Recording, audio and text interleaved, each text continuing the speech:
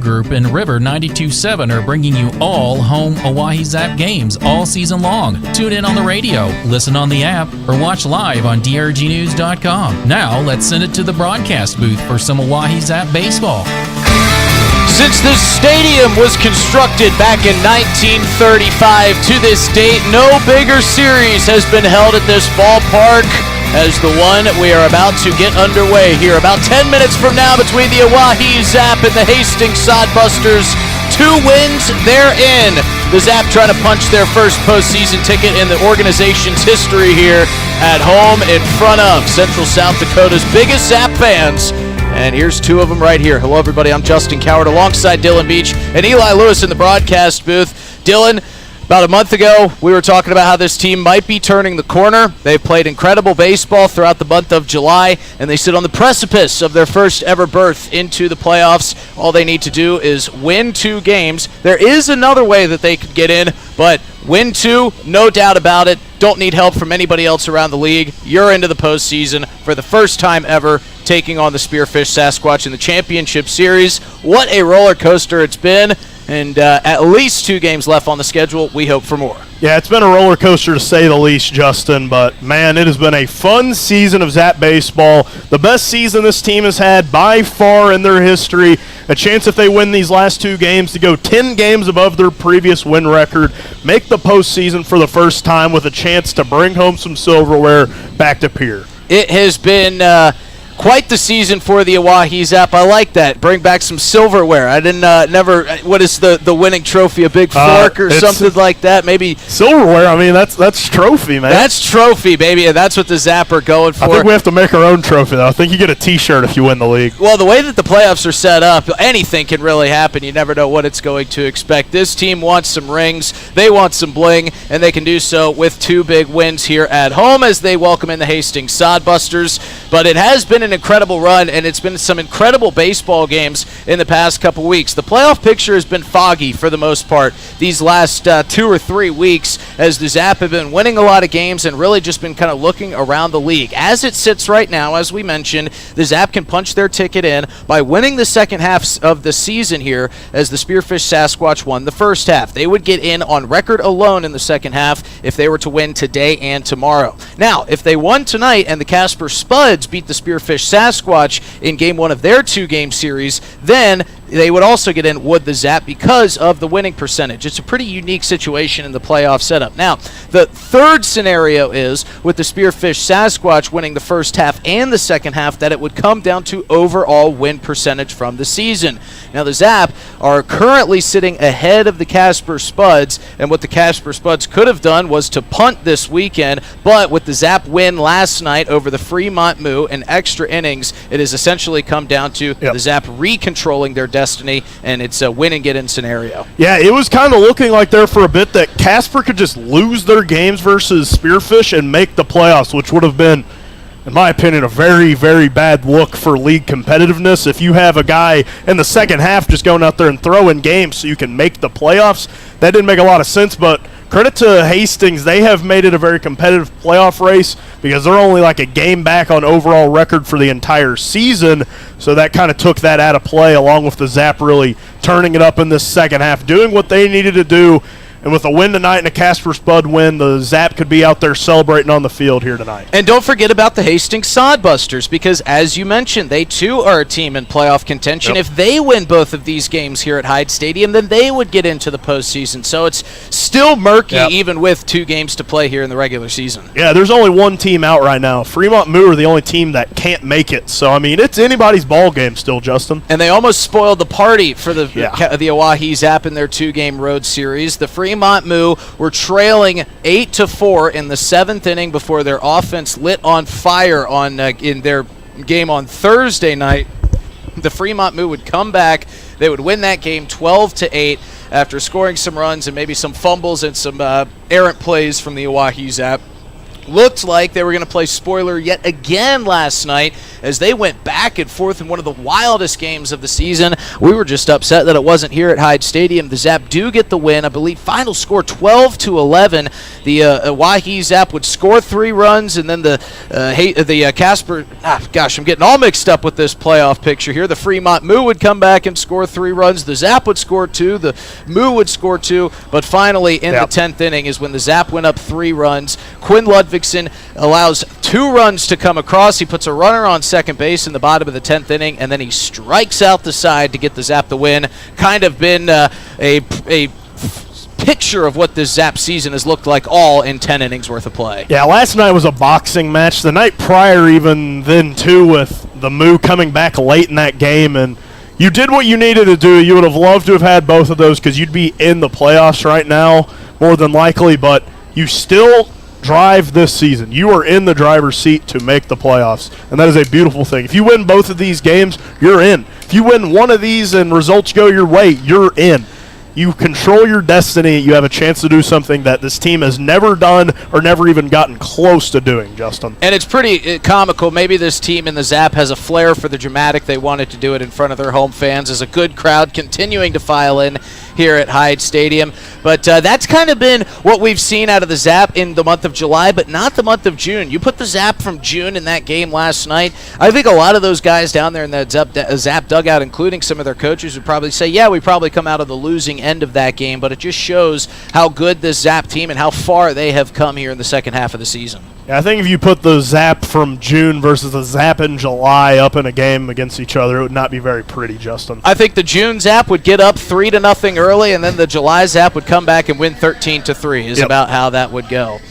But as we're getting set here, we're about to introduce the starting lineups. The sprinklers are still getting the field wet a little bit. Real quick before we get to our starting lineups, just to jump back and talk about how funny this game of baseball is. The Fremont Moo have not been a team that has given the Zap any troubles all season long. That's actually been one of the more favorable matchups the Zap could see on their schedule. But baseball is a funny game like that, Dylan, and the Fremont Moo gave the Zap everything they could handle in that 2-game series. And that's the thing. The Zap were kind of their bogey squad the entire year. I mean, it was kind of that team that they dreaded to face. They were being outscored by like 30 runs going into that series, and then the Zap put up a 7-run inning and dropped game 1 of that 2-game series, and that was just a heartbreaker. And you'd think maybe a month ago the team, after they lose a game in that fashion, would just rolled over. This team is bought in. They want to make the playoffs. They want to win this for each other, for the town of Pierre, for everybody involved.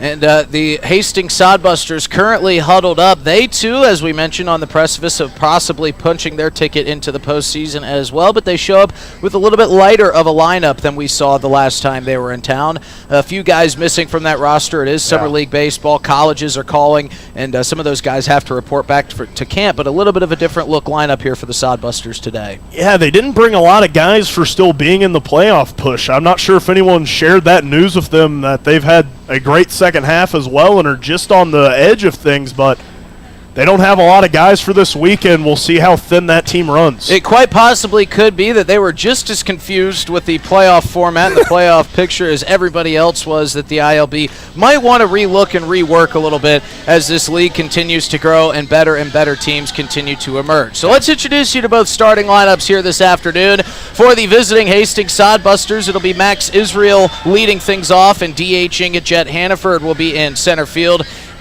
Weston Johnston will be playing third base, and batting third, Cale Jensen will be out in left, and batting cleanup, Jackson Crane will be out in right, batting fifth. Tyler Welsh will be at first, batting sixth. Judge Greaves will be behind the plate, catching today, batting seventh, and Joey Hecker will be at second, batting eighth, followed by Chase Miller in the 9-hole, who will be playing shortstop. The Zap are getting introduced out on the field, and I'll let my very good-looking banana friend here on costume night read you off the Zap starting lineup for this evening. Thank you, Spaceman. Gavin Frazier leading things off, playing second. Ty Farwell behind him, the Canadian 1-2. He's playing third. Aiden Johnson getting a half day off, DHing and batting third. Mason Lang, last night's hero, catching and batting fourth. Jared Pugrad, the unluckiest man in Pierre, batting fifth and playing short. Quinn Ludvigsen's last night's winning pitcher, batting sixth and playing first.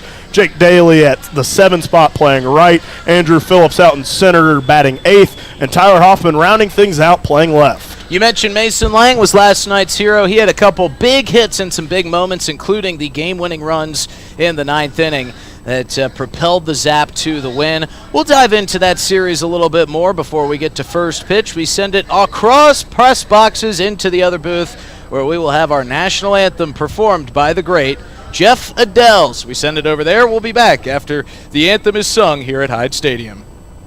Oh, say, can you see by the dawn's early light what so proudly we hailed at the twilight's last gleaming, whose broad stripes and bright stars through the perilous fight o'er the ramparts we watched were so gallantly streaming, and the rocket's red glare of bursting air gave proof through the night that our flag was still there. Oh, say does that star-spangled banner yet wave o'er the land of the free and the home of the brave? Always great when Jeff Adel performs the anthem, as we are now moments away from first pitch. It's a gorgeous day and a hot one here in Pierre, as the temperatures are hovering around 100 degrees. A heavy breeze blowing in from right field towards the home plate area has got that flag fully flapping in the wind.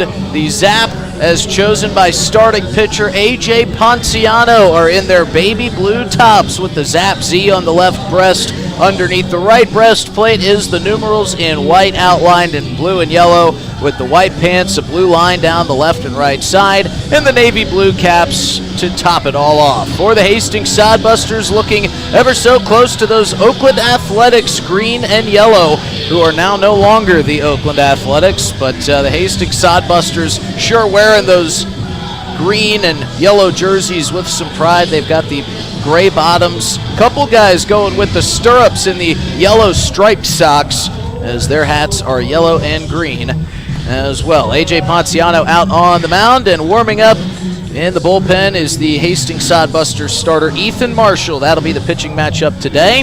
Yeah, and one thing here I'm noticing early, the Sodbusters, they didn't take the field because they were having a meeting, and then as soon as the national anthem was over, they went right back to that meeting. So I don't know what they're kind of working on right now. They're trying to get those last few talking points in, but having some early meetings here between that team over there. That's a good observation, Dylan. They might have had the pregame on down there in the dugout and heard that, oh gosh, we might be in the midst of a playoff push. You know, if we win these 2 games, we might be able to get in, as they are getting set and heading out to the batter's boxes. Max Israel to lead things off. Ponciano has fired his last warm-up pitch. Big games here at Hyde Stadium for the Oahe Zap, trying to do something they've never done before, and that is make it into the postseason. The Casper Spuds and the Spearfish Sasquatch will get underway around 7:30. We'll keep you updated on that game as it moves along. But Ponciano has gotten the side, he's set, and now for the ball game. As Ponciano delivers the first pitch, that one down and away for ball 1, and we are underway here in a must-win game for the Oahe Zap at Hyde Stadium. Behind the plate is Richard Gilmore calling balls and strikes down the first baseline, and moving around the infield is the field umpire, Corey Baker. The 1-0 pitch is in there for what we thought was going to be strike 1, as Richard Gilmore started to signal, but instead he left it down, and it's a 2-0 count. Looked pretty good to me. I agree. Here's the 2-0 from Ponciano. That one rifled back up the middle for a leadoff base hit, and Israel will take his base on the single to lead things off here for the Sodbusters. That'll bring up Jet Hannaford. Jet has been good for the Sodbusters, especially against the Zap. And as we mentioned, a little bit lighter of a lineup. When we got the lineup card from the Hastings Sodbusters, a couple names crossed out down there at the bottom. Guys reporting back for school, getting back with their respective programs. Pickoff attempt, and they almost get a diving Israel. He wasn't as if he wasn't paying attention, but I think he was staring over at his coach looking for a sign and didn't see Ponciano with that quick pickoff attempt. He's back diving safely. We'll see if he is on the move here. First pitch is rifled back our way and just turns past the press box foul.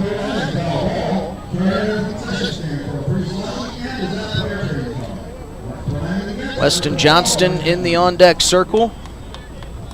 We'll see if Ponciano can bring him up with nobody on and get a ground ball here from Hannaford, possibly turn 2. And he's going to square to bunt. That one pops out of the glove of Mason Lang, and now Israel's going to take second base standing. And in a crucial game like this, where I know we're only in the top of the first with nobody out, but you cannot award free bases in a game like today. Got to be on your P's and Q's, no errors. As the bullpen ball from Ethan Marshall has escaped the bullpen and rolled behind home plate, so we're going to pause play for a moment. 1-1 count here to Hannaford. Israel on second, nobody out in the top of the first inning. Ponciano coming set. He's got that patented back turn setup as he delivers, and this one is lifted down the right field line into foul territory. Daly giving chase, but running out of room.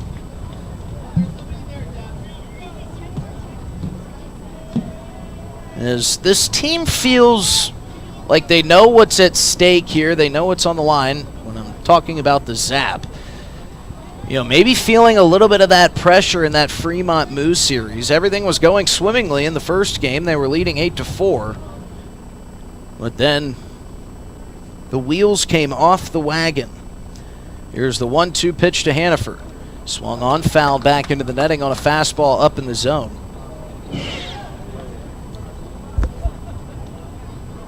Yeah, that'd be a big strikeout to get here for Ponciano. Be able to kind of relax and go out that next hitter a little bit more.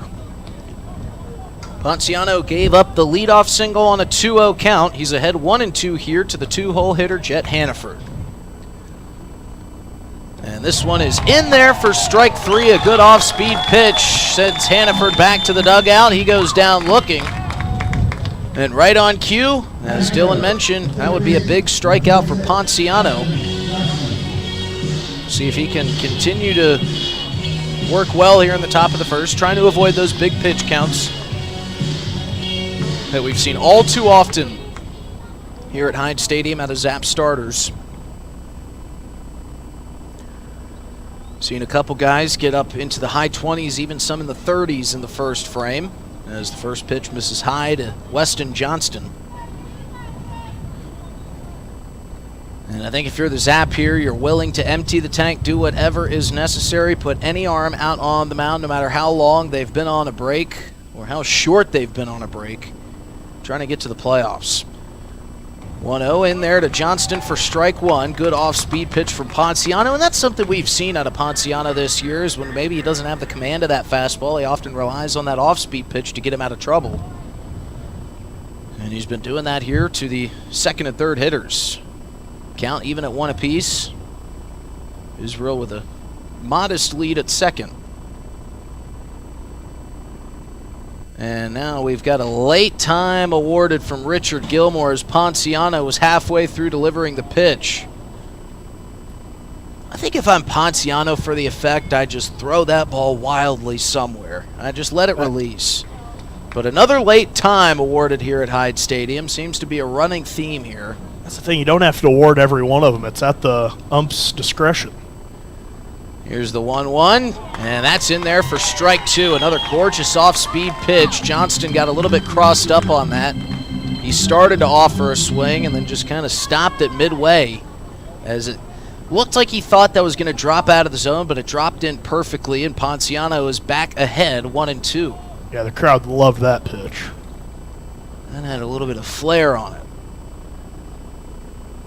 The 1-2 is driven to right. Daly with a couple steps back will camp underneath it. Now steps forward and makes the out. Israel thought about tagging, but knew that Daly has got a cannon out there and right, and Ponciano has got a second and a huge out here in the top of the first. And if he can right the ship here and go deep in this ball game, the Zap need a long start out of him. They used a lot of arms out in Fremont, including Jackson Cornett, who came back for a game. You used a lot of arms out in Fremont. If you can get a long couple of starts here, it'd set you up for a nice playoff push when that time comes. Great point.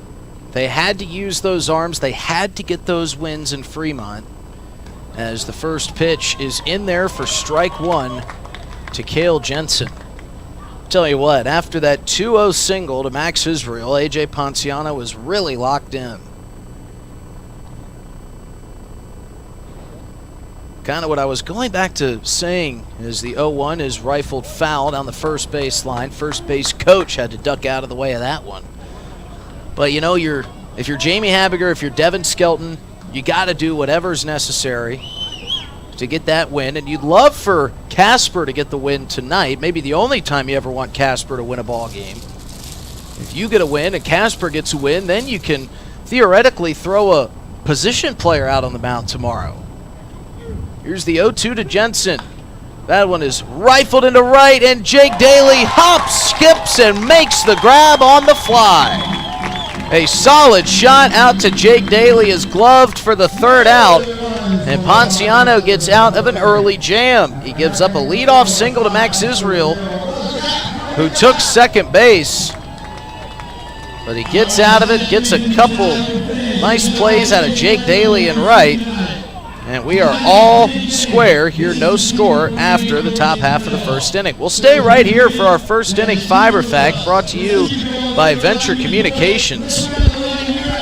And as always, only a couple more first inning Fiber Facts, but they want you to know that if you love watching your TV live, you can get UView Plus with Venture Communications. It's all the great same content brought to you by Venture, so get UView Plus.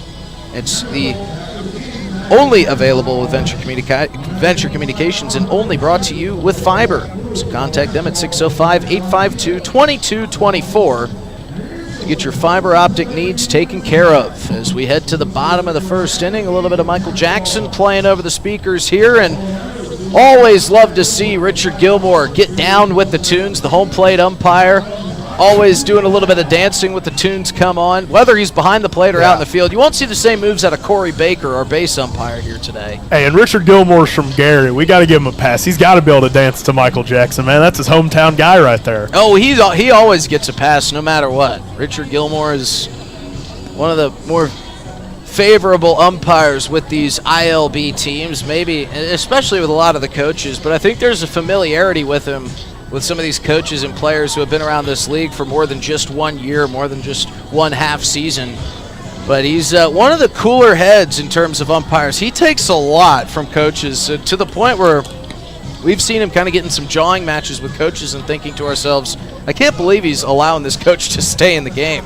Well, he's such – I mean, he's kind of a familiar guy too. I mean, we've only known him for a couple of months, but he came in the press box. He's like, yeah, they got that Gilmore guy behind the plate tonight.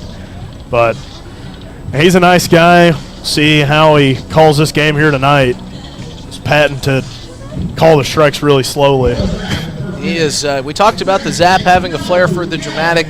Well, Richard Gilmore, he fits right in here at Hyde Stadium. As Gavin Frazier makes his way to the right-handed batter's box to lead things off for the Zap, it'll be Frazier, Farwell, and Johnson, the 1-2-3 hitters, and hopefully more here in the bottom of the first, as A.J. Ponciano did a nice job there in the top half of the first inning, as the first pitch to Frazier is off the plate for ball one. And we get our first look at Ethan Marshall, a left-hander who works very quickly on the mound, and quickly behind 2-0 to Frazier as two fastballs miss off the plate. But my goodness, there is no break in between Ethan Marshall's deliveries, as that one catches the inside corner for strike one. I don't know if he's got a dinner reservation or what, but he is working at lightning speed. 2-1 misses low, make it 3-1. He's got good life on that fastball. We're going to have to pick and choose our times to talk in between pitches here, Dylan, as the 3-1 misses off the plate. And just like that, in the span of about 10 seconds, Gavin Fraser's drawn a leadoff walk. This guy's got places to be. He might have a hot date after the game tonight. He is not wasting any time out there on the bump. He's almost got to be careful with how quick. He doesn't want to draw a balk with runners on the bases. You've got to come set as a pitcher. You can't just get the sign, come back to your motion, and deliver the pitch all in one fluid move.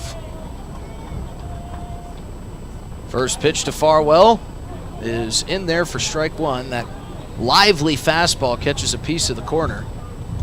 And we saw that balk really help out the Zap last night. The Moo pitcher tripping on the clay and kind of stumbling off the mound for a balk. That's what allowed those runners to get to second and third and score on that wild pitch. Farwell will take a ball on the outside corner. Yeah, and if you weren't able to follow along with the game last night, man, was it fun. It was nerve-wracking. Devin Skelton telling me down in the dugout before the game, I thought we lost it 5 different times as Farwell takes the 1-1 outside to make it 2-1. But it was a hot one. It was humid out in Fremont. Quinn Ludvigsen was up here getting taped up by one of our great athletic trainers, who's also part of the broadcast team, believe it or not. Here's the 2-1 to Farwell. Check swing. Doesn't matter. It was a strike either way, and it's 2-2.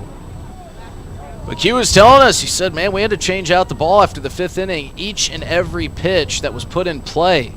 He said so hot and humid the grass was sweating. The 2-2 to Farwell is a Baltimore chop up the middle. Only play going to be to first, but it's off the glove of Chase Miller, and there will be no play. Everybody's safe. And Ty Farwell just finding yet another way to get himself on the base paths, and the Zapper in business here. They've got runners on first and second with nobody out, and Aiden Johnson coming to the plate.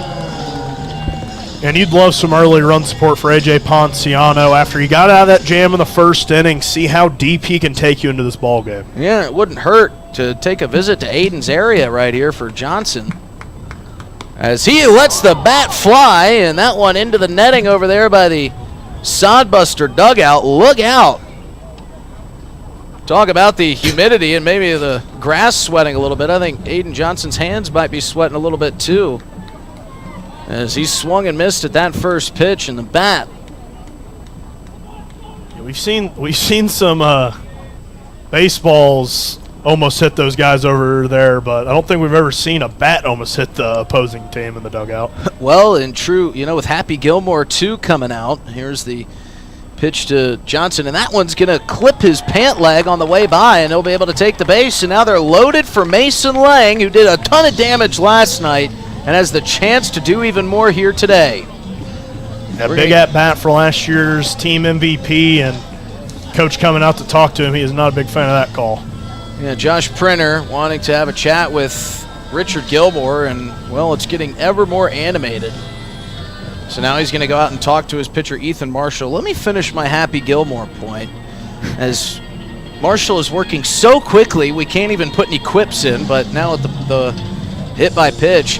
When Aiden Johnson let that bat go, it reminded me of that quote from Happy Gilmore 1. Oh, the bat went further than the ball. Of course, it was a club in that instance, but that's the first thing that came to mind. And yes, this is a shameless plug for Happy Gilmore 2, now out on Netflix. Yeah, the team watched it on the bus on the way back last night. Good for them. Good for them. I still haven't seen it. I haven't spoilers. Either. This is the guy you got to worry about with spoilers. Eli Lewis watched it last night. Yep, and even telling Eli that, he's probably still going to accidentally spoil it for us. Yeah. It's like how he always spoils your golf matches. This is true. I'm a big record and watch later type of guy. Now back to baseball. After that meeting on the mound commenced, Josh Printer having a little chat with Richard Gilmore and then with Ethan Marshall, but with nobody out, Mason Lang is at the plate with the bases loaded. And he takes a first pitch ball down and in. The corners of the infield are playing in. Chase Miller and Joey Hecker, the second baseman at shortstop, are playing at normal depth. The 1-0 is off the plate for ball 2. So Marshall in a huge jam here early. He has fallen behind 2-0 to Mason Lang. And Mason Lang rips one through the third base side. Weston Johnston couldn't stop it. 1 run will score. They'll hold Farwell at third, and now he's going to be thrown out at third base on a great relay play and some really bad signaling from his head coach. So Chase Miller was the relay man, and they got Weston Johnston to drop the tag down, and Ty Farwell's thrown out at third, and that's all on Jamie Habiger for not throwing up the stop sign soon enough for Ty Farwell. Yeah, that's there might be a little bit of blame to go both ways, but you can't do that in that situation. Yeah, that's not what you want with nobody away, and you just got a base hit. That was never going to be a play that you were going to be able to score from second on. Yeah, it wasn't softly hit, but it didn't get deep into the outfield by any means, as Jared Pugrad takes a first pitch strike. And now Ethan Marshall pitching with a little bit more moxie after that. Zap lead 1-0. And Hudson Ivy trying to signal up to the scoreboard operator. There's only 1 out. Runners on first and second for Pugrad as he rips that one up the middle. Diving save by Hecker. He tosses to second for 1. On to first. Not in time for the double play. But going back to that relay, it was a smart heads-up play by both Chase Miller and Weston Johnston, who cut off the relay and had Farwell about 10 feet off the bag at third.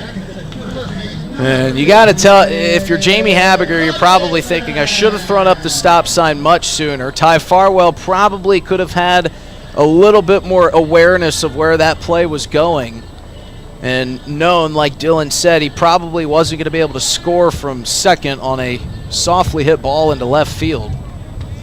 And if you have Farwell on third, it's 2-0 now, but you still got runners on first and third for Quinn Ludvigsen, who Ludvigsen got himself into a jam, and that back and forth game last night felt like it was going to go back yet again. And as the 1-0 to Ludvigsen outside for ball 2, but Ludvigsen, who gave up a double in the midst of that late rally by the Moo, struck out the following 3 hitters to retire the side and secure the win. Here's the 2-0 to Q off the plate, 3-0. And hindsight's always 20/20, but if Farwell was on third, he would have scored, and that play likely wouldn't have been able to be made on that well-hit ball by Pugrad. The infield would have been playing in. Another good point, but another walk. Reloads the bases, and now Jake Daly will come up with 2 outs and a zap on every bag. Big at-bat here for Jake Daly. He's been playing a lot here lately with limited options off the bench and limited outfield options as well, and he's a guy who can really strike it if he gets good contact. First pitch to Daly is up high for ball 1, and now that's 5 straight balls by Ethan Marshall. And he might not want to swing here. Yeah, I think you might want to be patient with Marshall, who really has had a little bit of trouble batter by batter locating his pitches. The 1-0 make it 2-0. That's 6 straight balls. And now Judge Greaves is going to go out and talk to his starting pitcher. Well, we talked about how important it is to be as sharp as you possibly can be in this must-win game. And we've already seen 2 errant plays by the Zap, 1 on defense, 1 on offense. The first one was a ball that popped out of the mid of Mason Lang back behind the dish that allowed Max Israel to get to second base. Of course, that didn't come back to bite the Zap as Ponciano settled in.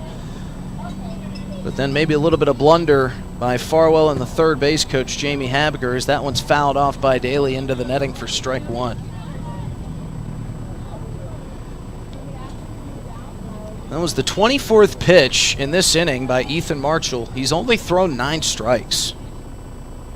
Base is still loaded. 2-1 to Daly, fouled off, and now right on cue, Marshall has delivered 2 strikes to work the count to 2-2, and a great snag on the bounce by one of our Zap faithful. As the crowd continues to grow, 2 outs, 2-2 count, and the pitch to Daly is chopped towards the third base side, and the force play is going to be made by Weston Johnston. Well, the Zap strike, they get 1, but it feels like it should be more. We head to the top of the second inning. Zap in front, 1-0 here at Hyde Stadium. Looking for happenings in Central South Dakota? The Pierre Area Chamber of Commerce Community Calendar is your go-to for all the latest events. From entertainment to local benefits, community activities, and more, there's something for everyone. Email your event to contactchamber@pierre.org and it will be listed on the weekly calendar. To view the calendar, go to www.pierre.org. Let's celebrate together in the heart of South Dakota. The Pierre Area Chamber of Commerce, connecting our community one event at a time. Doing a little spring cleaning at your house? I'm Val Keller, City of Pierre Solid Waste Manager, letting you know the City Supply Swap program can help.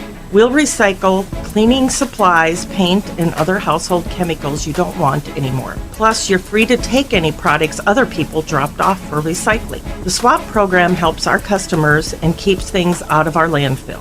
Supplies we accept include stains and sealers, pesticides, pool chemicals, typical cleaning agents, as well as oil-based paint, latex paint, and spray paint. For additional information, call 605-773-7434. Again, that's 773-7434 for more information about recycling your household supplies and paint. Let the City of Pierre help you get your home and garage cleared out and cleaned up for the summer months. This public service message is brought to you by the radio stations of the DRG Media Group in Pierre. It's costume night at Hyde Stadium. It's Halloween in July. We did our part, Justin. Yeah, you know what? I showed up and I was in my Sunday best here for the game. We always want to look professional when we're on the broadcast.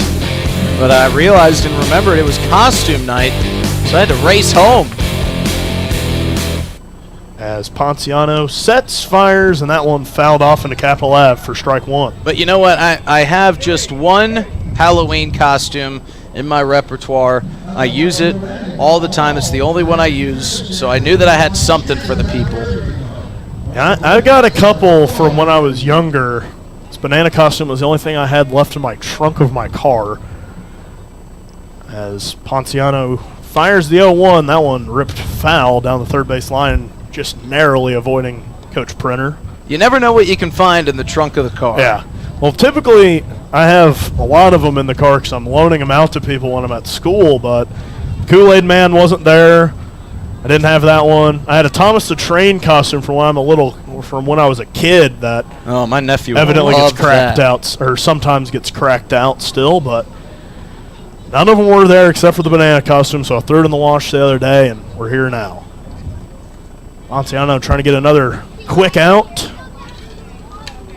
The 0-2 swung, grounded softly to Pugrat at short, firing across the mound. That one going to be over the head of Ludvigsen, and that one, I think, had a play. Yeah, it bounced above the retaining wall and out into this little grass area over here behind the Zap dugout, and really good glove work by Pugrat.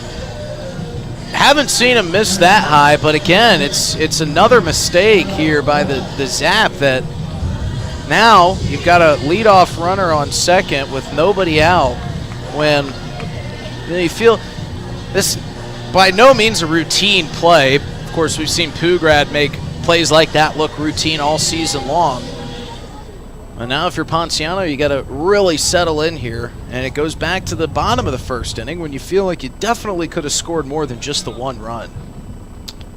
Yeah, that one felt like a disappointing first from the Zap despite still getting out in front. But now another jam here for Ponciano. Runner on second, nobody away. The 0-0 misses inside for ball one. And we started to talk about it a little bit before Ethan Marshall started working at breakneck speed, and we didn't really have much time to talk about anything except the pitches, but maybe feel like there's a little bit of nerves within this Zap team over these last couple games. They lost that first game to Fremont, a game 1-0 swung on a miss for strike one that they were in command of, and then they almost lost the game last night. And thinking, you look at the stats with the Fremont Moo against the Oahe Zap.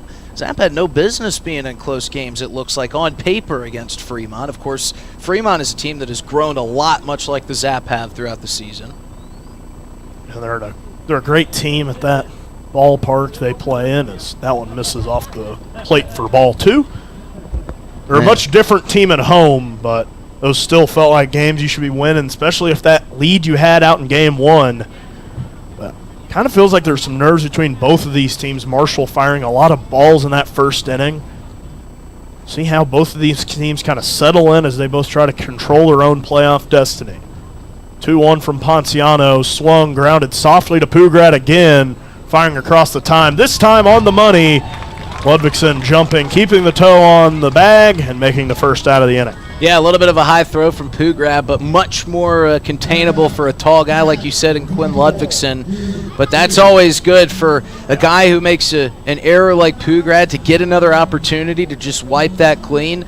You know, lesser shortstops, you'll see that throw maybe go off the money, or you're more often to see that ball short hopped after you throw one way high. You might see a guy short hop one, but a really confident throw there by Pugrad.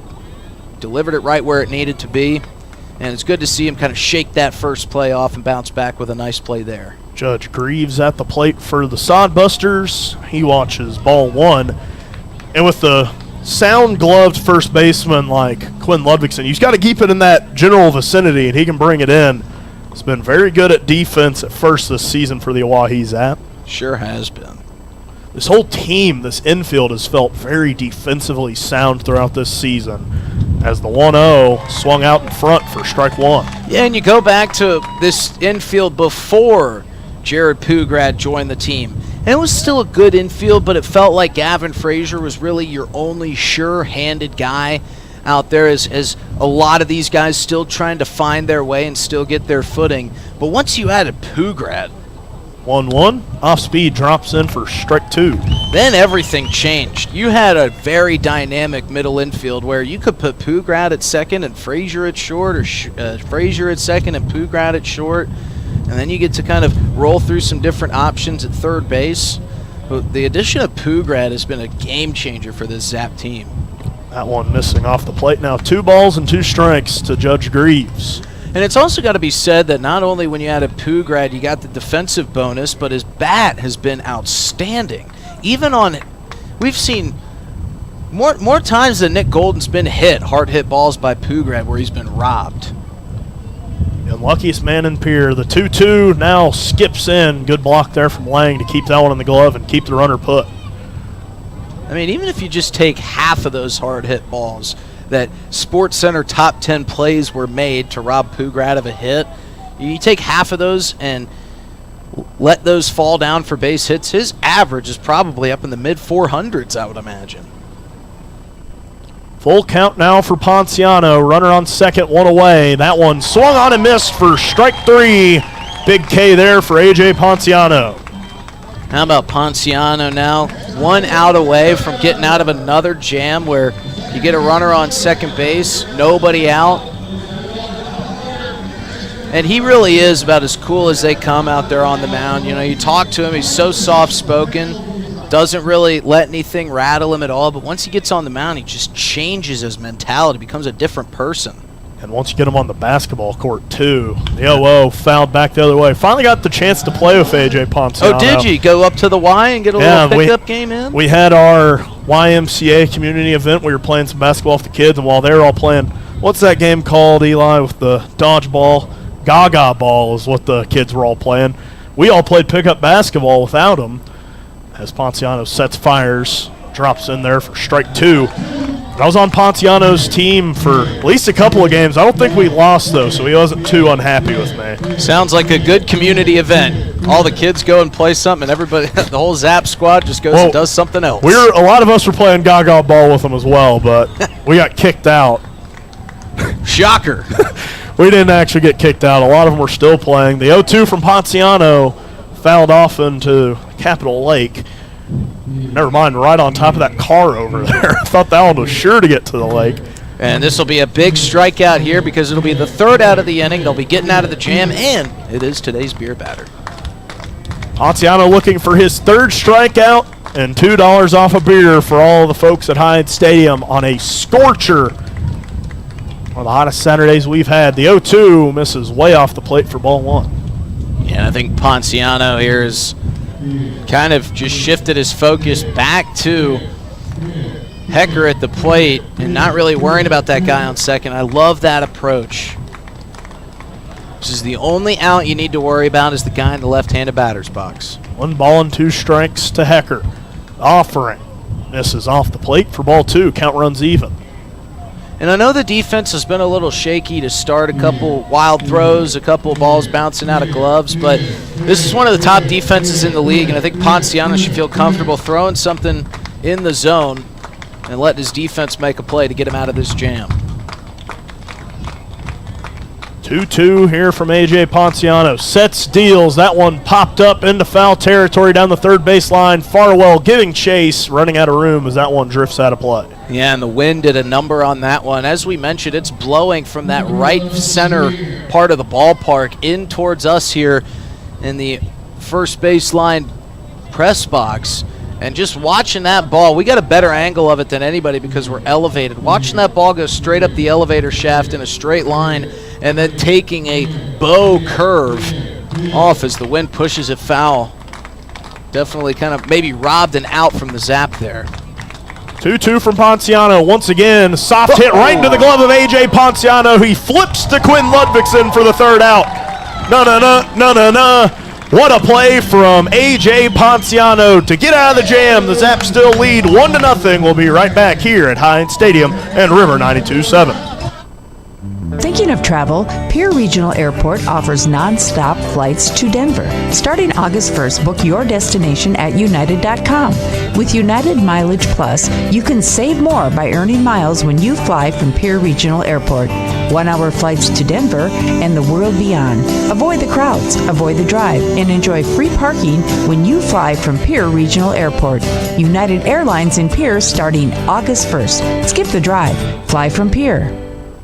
We're good at making excuses for things we don't want to do. I can't work late because my cat has a job interview. Unfortunately, we're also good at making excuses for things we shouldn't do, like driving drunk. There's nothing on the back roads but cows. The truth is, there's no good reason to drink and drive, not even if you stick to the back roads. If you drink, don't drive. No excuses. Brought to you by the South Dakota Office of Highway Safety, South Dakota Broadcasters Association, and this station. If you're interested in becoming a valued sponsor of an Oahe Zap broadcast, you can contact us for more information at sports@dakotaradiogroup.com or call us at 605-224-8686. Hey Zap baseball fans, it's Justin Cowart. If you're interested in a podcast that's sports and only sports, you need to check out Players Perspective. I have athletes and coaches from the South Dakota area and across the country, from the high school all the way up to the professional level. Come on and tell stories of their biggest and best moments of their athletic careers. If it's sports, you bet we cover it on Players Perspective Podcast, sponsored by Avera. You can find it wherever you find podcasts by searching DRG Media Group or on drgnews.com. Now, back to myself and Dylan Beach in the broadcast booth for some more Zap Baseball. Thanks for the great intro as always, Justin, as Andrew Phillips gets ready to lead things off. The 8-9-1 for the Oahe Zap fouls off the first offering. Right back at that car that's already been hit once. That one just narrowly missing that Ford Explorer. Yeah, that car is getting peppered today. Should have picked a better parking spot. I got here, and since it's a Saturday, there's no capital workers, so I had my pick of the lot out there in the outfield as Phillips rips a ball, but right into the glove of the first baseman, Tyler Welsh. Wow. That's one of those where you just got to tip your cap, say nice play. And I had to do a quick double take back to the batter's box because I thought that was surely Jared Pugrad.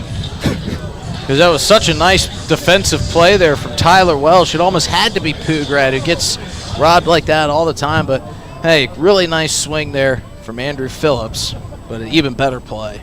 Brings Tyler Hoffman to the plate. He watches strike one, and I think that was the hardest hit ball we've seen Andrew Phillips get a hold of this year, and a guy who can generate a lot of power, and that one, with his speed, was looking like a triple down the right field line, but Welsh making a great play, robbing that one as Hoffman now even in the count, 1 ball, 1 strike. Yeah, Phillips with an incredible speed.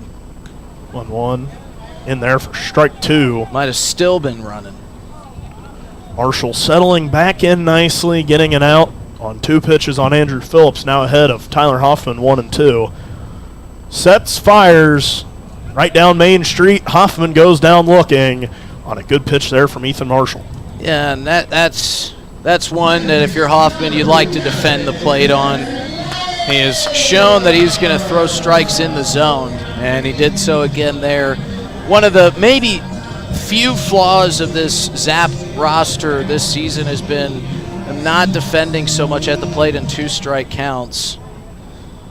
Gavin Frazier comes up to the plate, watches strike 1, and that's something that Ethan Marshall has done all season long, a 66% first pitch strike rate as he misses high for ball 1. Does a good job just getting a strike over the plate for the first offering and then really kind of dictating the tempo with these batters of what he wants to throw them. Once you get that first strike, kind of pick and choose where you want to miss at. It's the 1-1 to Frazier, fouled right back into the netting. Yeah, and if you're the Zap, I would think that their scouting report would be to jump on Marshall early. When he throws that many first pitch strikes, you might be licking your chops as an offense. Might see that more through the second time around. 1-2 to Frazier, fouled just barely past our press box, just about falling out of the window trying to get that one. We're inching closer, though. We're getting closer over. I don't have the Ty Farwell or Quinn Ludvigsen reach to get to that one. 1-2 to Frazier, fouled off for the 3rd straight pitch. He might have broken his bat.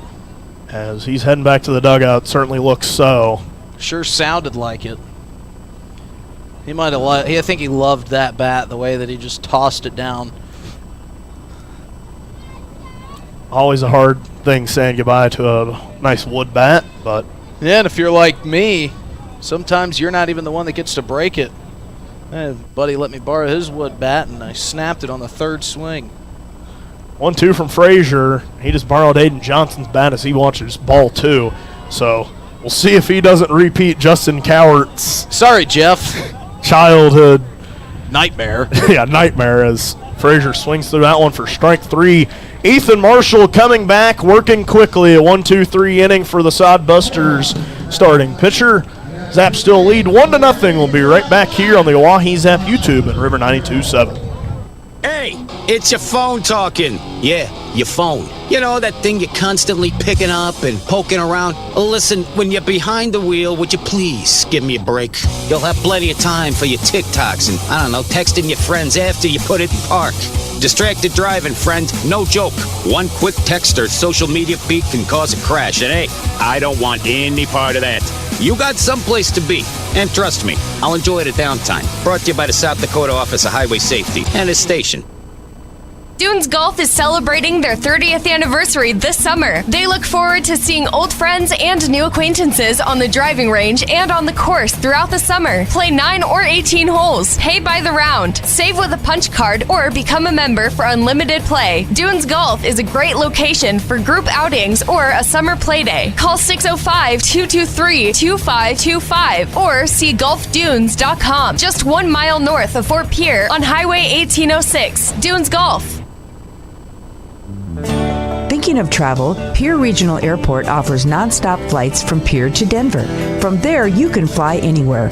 Book to your destination and check bags through on United, Delta, or American Airlines. 1-hour flights on 50-passenger jets to Denver, then connecting to your destination. Save travel time and money, avoid the crowds, and free parking when you fly from Pierre Regional Airport. Skip the drive. Fly from Pierre Regional Airport. Looking for happenings in Central South Dakota? The Pierre Area Chamber of Commerce Community Calendar is your go-to for all the latest events, from entertainment to local benefits, community activities, and more. Welcome back here to Hyde Stadium. 1-0 lead for the Zap as we head to the top of the 3rd inning. A.J. Ponciano back out on the bump as he has worked efficiently and gotten himself out of a few second base jams, meaning he's had some runners on second. Early in innings as he misses down and away for ball 1 to the 9-hole hitter Chase Miller. It'll be 9-1-2 here for the Sodbusters. Ponciano coming set and delivering the 1-0. That is inside for ball 2. Ponciano gave up a leadoff single to Max Israel in the top of the first. A pitch that popped out of the glove of Mason Lang allowed it to roll away far enough for Israel to get to second base. Ponciano would get a couple lineouts to get out of that jam, as the 2-0 is in there for strike 1. Miller not liking that call all too much. And then in the second inning, it was a Jared Pugrad errant throw over the head of Quinn Ludvigson that bounced out of play that allowed the runner to get to second. But he followed that up with a nice play to get the first out of the inning. As that one's in there for strike 2. And then Ponciano would do the rest from there. So now a 2-2 count. Ponciano fell behind 2-0, but has thrown 2 good strikes to even up the count. Nobody out. Ponciano delivers, and that one's grounded towards Pugrad. Pugrad over to his left, fields, fires, and retires Chase Miller. So Pugrad's been a little bit busy here in the early going. He makes another nice defensive play, and that'll bring up the top of the lineup in Max Israel, who is 1-1 on the day.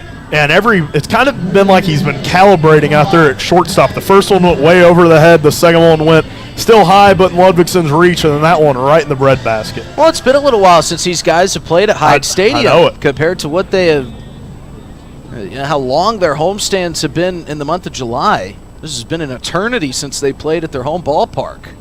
First pitch is in there for strike 1 to Max Israel. They did get back pretty late last night back into Pier. It's going to be interesting to see how they play throughout this weekend series. Well, Hudson Ivey did tell me earlier today something he wanted the listeners to know is this 0-1 is swung on and missed. Another good off-speed pitch. Draws a swing and a miss from Max Israel.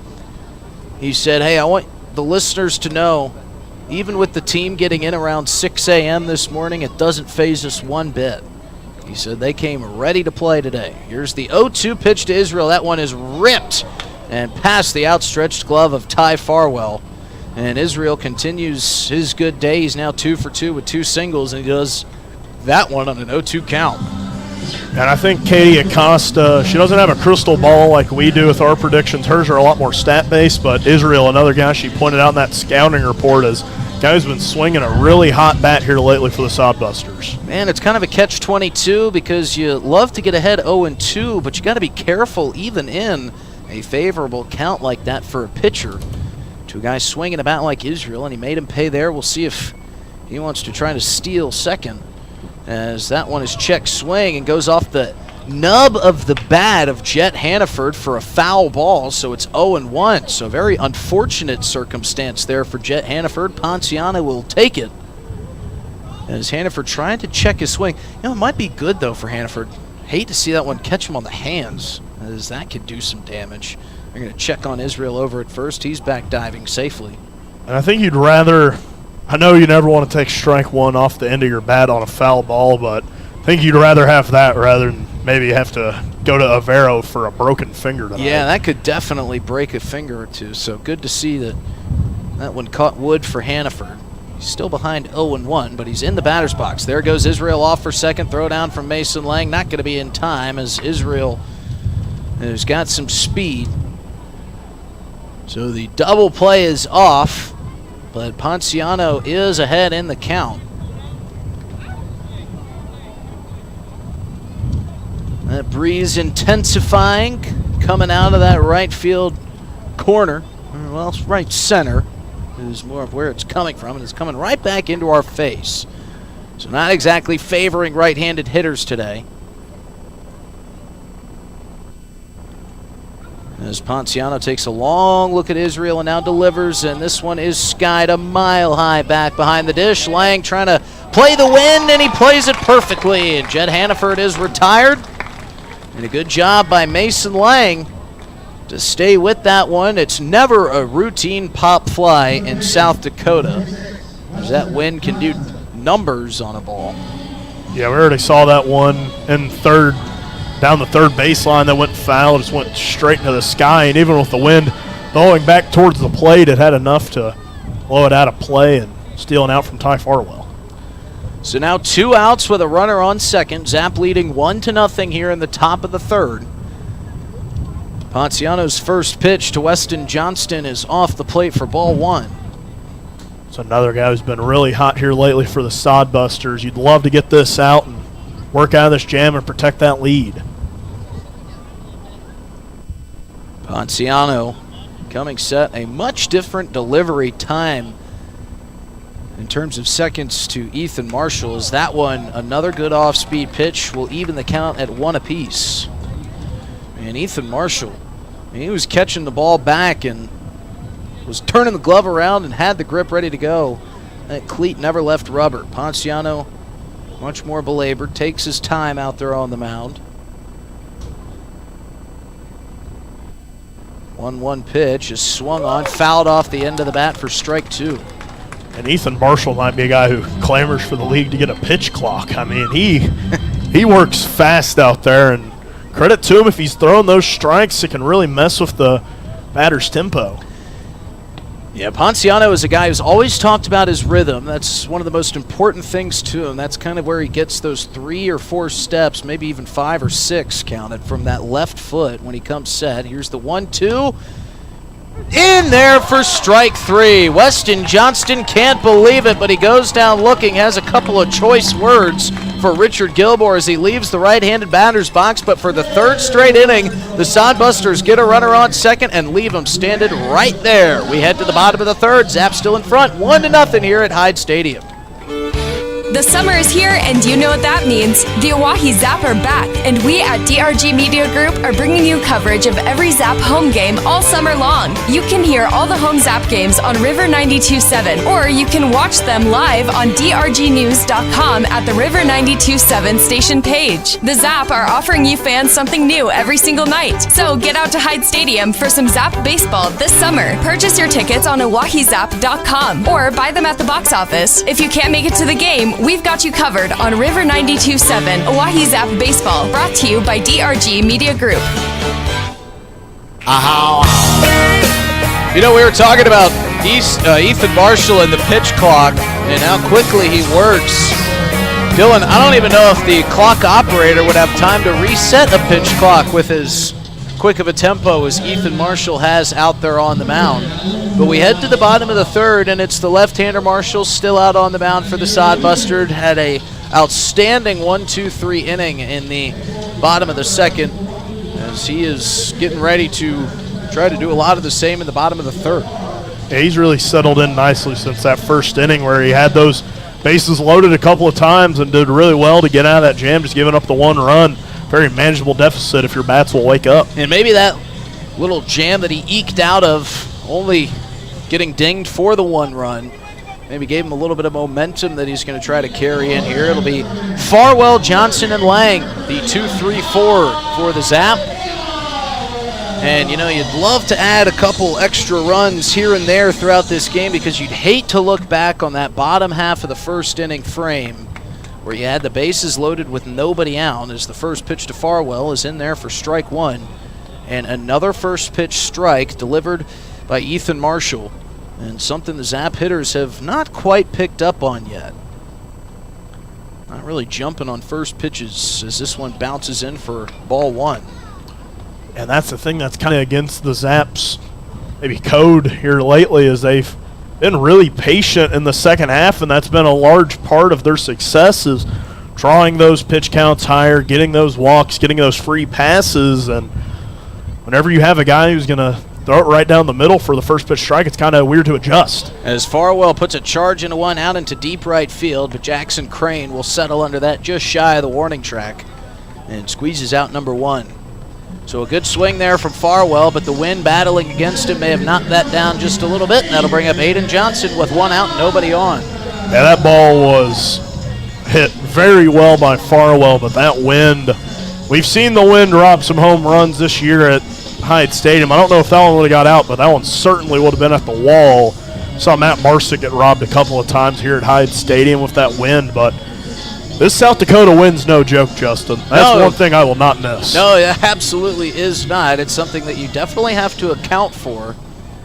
And you go back to Matt Marsick. Well, the Casper Spuds were trailing 7-5 in that ball game against the Zap as Johnson takes strike one and an off-speed pitch. He hit one out to right field just like Farwell did that we thought might tie the ball game. As Johnson swings and charges one. That one out to deep center, but Hannaford is going to let the wind push that one back into the yard. He's underneath it, and it's quickly 2 outs for the Zap as Ethan Marshall has just been rolling ever since that bottom of the first inning. Here comes Mason Lang. See if the Zap can do something they've done all year long. Let's get some 2-out magic started. And this feels like a day where you're going to need to hit those grounders, you're going to need to hit those line drives because that wind is going to kill these fly balls. First pitch is bounced into the dirt, popped up by Judge Greaves and right into the right hand of Mason Lang, who tossed it right back to Greaves. A little catcher-on-catcher camaraderie there. Lang with a big swing on 1-0, fouls that one back over his head. Another good crowd at Hyde Stadium. A little unsure what the numbers would look like here tonight with the 100-degree heat we've had today, but that didn't stop a lot of these fans from getting out. 1-1 to Lang, chopped off the plate and turns foul. Coach Wiggins fielding that one as routinely as you could get, coming back after serving his 1-game suspension for getting ejected. Yeah, he had a little bit of a dust-up with one of the umpires as Mason Lang. What just happened there? I guess so. Mason Lang left the box. Richard Gilmore was going to call it a ball, but Mason Lang was already walking back to the dugout, and he kind of forced the hand of Richard Gilmore. So he had to call strike 3 when he was going to call a ball, but Mason Lang just decided to walk back to the dugout, and that'll be the 3rd out of the inning. We head to the top of the 4th. Zap gifting free outs to the Hastings Sodbusters here. 1-0 Zap lead. Hey, it's your phone talking. Yeah, your phone. You know, that thing you're constantly picking up and poking around. Listen, when you're behind the wheel, would you please give me a break? You'll have plenty of time for your TikToks and, I don't know, texting your friends after you put it in park. Distracted driving, friend. No joke. One quick text or social media peek can cause a crash. And hey, I don't want any part of that. You got someplace to be. And trust me, I'll enjoy the downtime. Brought to you by the South Dakota Office of Highway Safety and its station. Dunes Golf is celebrating their 30th anniversary this summer. They look forward to seeing old friends and new acquaintances on the driving range and on the course throughout the summer. Play 9 or 18 holes. Pay by the round. Save with a punch card or become a member for unlimited play. Dunes Golf is a great location for group outings or a summer play day. Call 605-223-2525 or see golfdunes.com. Just 1 mile north of Fort Pierre on Highway 1806. Dunes Golf. Thinking of travel, Pierre Regional Airport offers nonstop flights from Pierre to Denver. From there, you can fly anywhere. Book to your destination and check bags through on United, Delta, or American Airlines. 1-hour flights on 50-passenger jets to Denver, then connecting to your destination. Save travel time and money, avoid the crowds, and free parking when you fly from Pierre Regional Airport. Skip the drive. Fly from Pierre Regional Airport. Looking for happenings in Central South Dakota? The Pierre Area Chamber of Commerce Community Calendar is your go-to for all the latest events. From entertainment to local benefits, community activities, and more, there's something for everyone. Email your event to contactchamber@pierre.org and it will be listed on the weekly calendar. To view the calendar, go to www.pierre.org. Let's celebrate together. Back here at Hyde Stadium, Cale Jensen watches ball 1 from A.J. Ponciano. After a very confusing end of the 3rd inning, Richard Gilmore looking like he was going to call a ball, and Mason Lang thought it was a strike, so he just started heading back, and Sodbusters started throwing it around the diamond and then walked off as Ponciano quickly behind in the count 2-0, but very weird ending there. Well, everybody except Mason Lang was the only one to leave the field. The Sodbusters thought it was a ball. Richard Gilmore, the home plate umpire, was going to call it a ball. 2-0 now from Ponciano. That one absolutely ripped foul down the first base line out of play. And Mason Lang, I mean, I guess he's trying to stay on Richard Gilmore's good side, I guess, but he's just kind of walked back to the dugout and didn't give Gilmore a chance to call it a ball. 2 balls and 1 strike for Cale Jensen. Ponciano back in this one. Count even up at 2 apiece. Good comeback pitch from Ponciano. And it could be a chess match that Mason Lang is playing with Gilmore. Maybe saying, look, I'll give the strikeout here. Maybe it'll earn us 3 or 4 on the other side. The 2-2 now from A.J. Ponciano. Chopped off the plate. Foul. So we'll have a replay of the 2-2. Ponciano been working well through this one despite giving up some leadoff hitters. Even getting them into scoring position has worked well. No runs allowed, 3 strikeouts. He looks for his 4th here. 2-2. Swung, clobbered, foul down the first base line. As Cale Jensen, it's a 4-5-6 for the Sodbusters. Jensen, Crane, and Welsh. Already saw Welsh rob a hit from Andrew Phillips.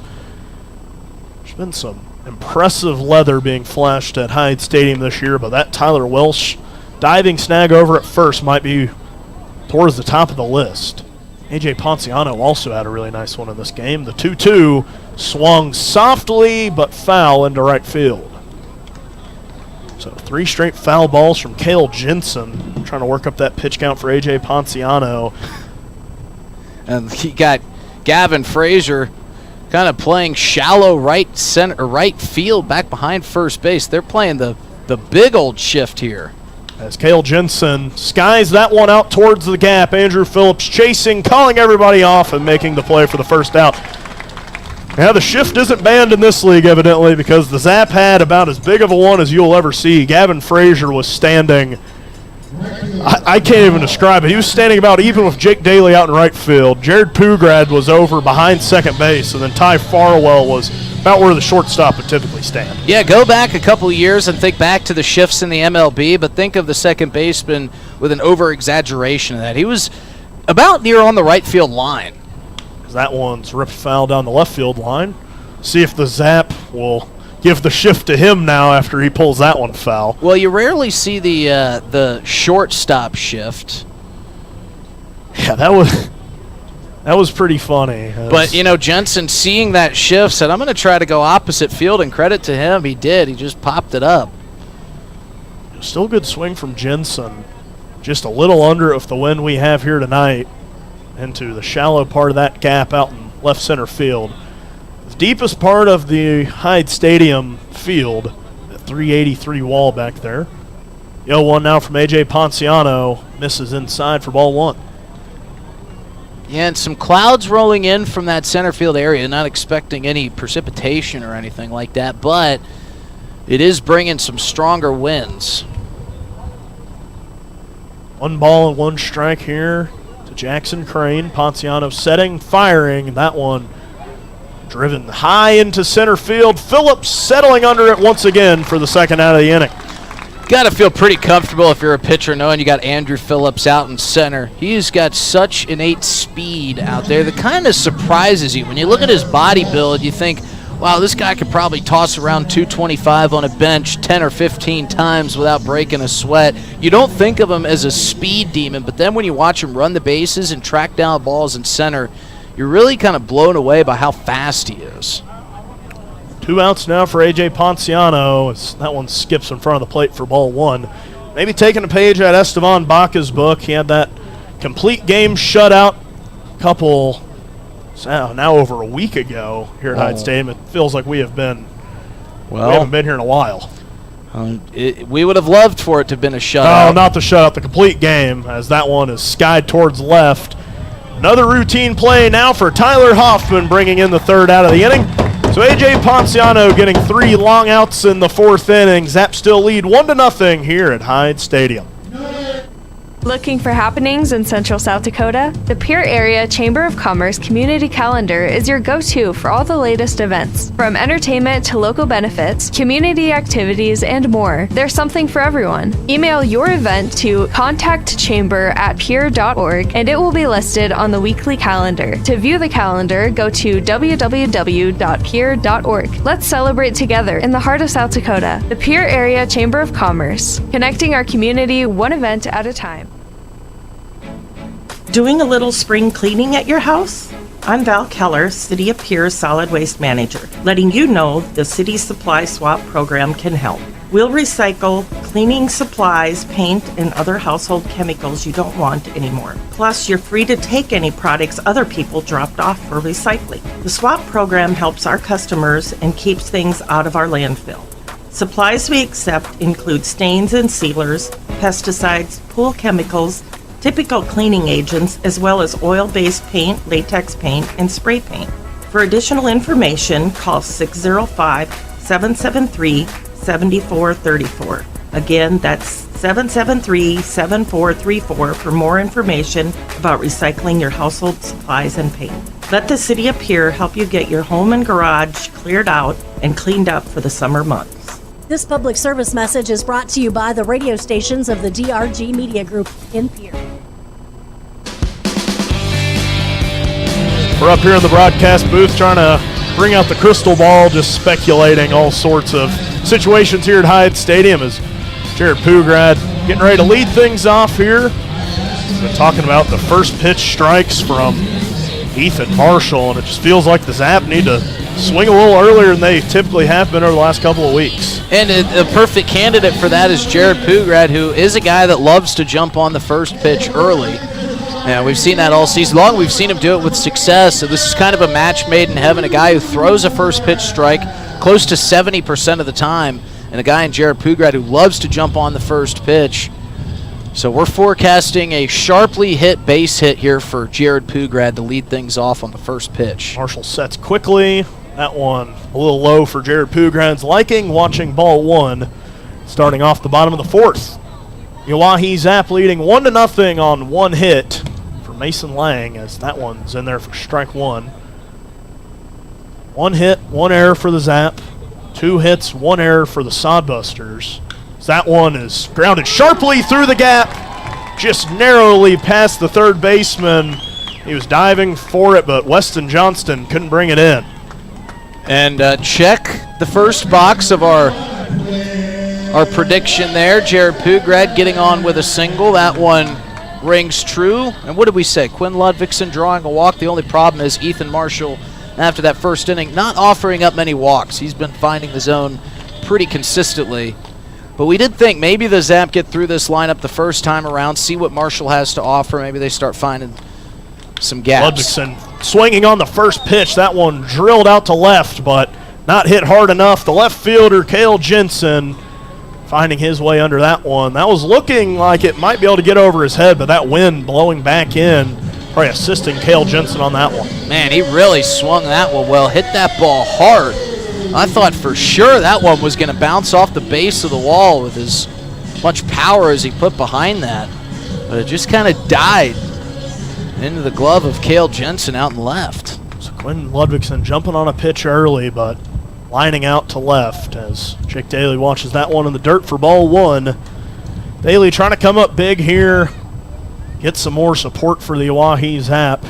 He grounded out in the first with the bases loaded as he chops that one to third, firing across the diamond in time. The only play was at first, but they get it for the second out of the inning.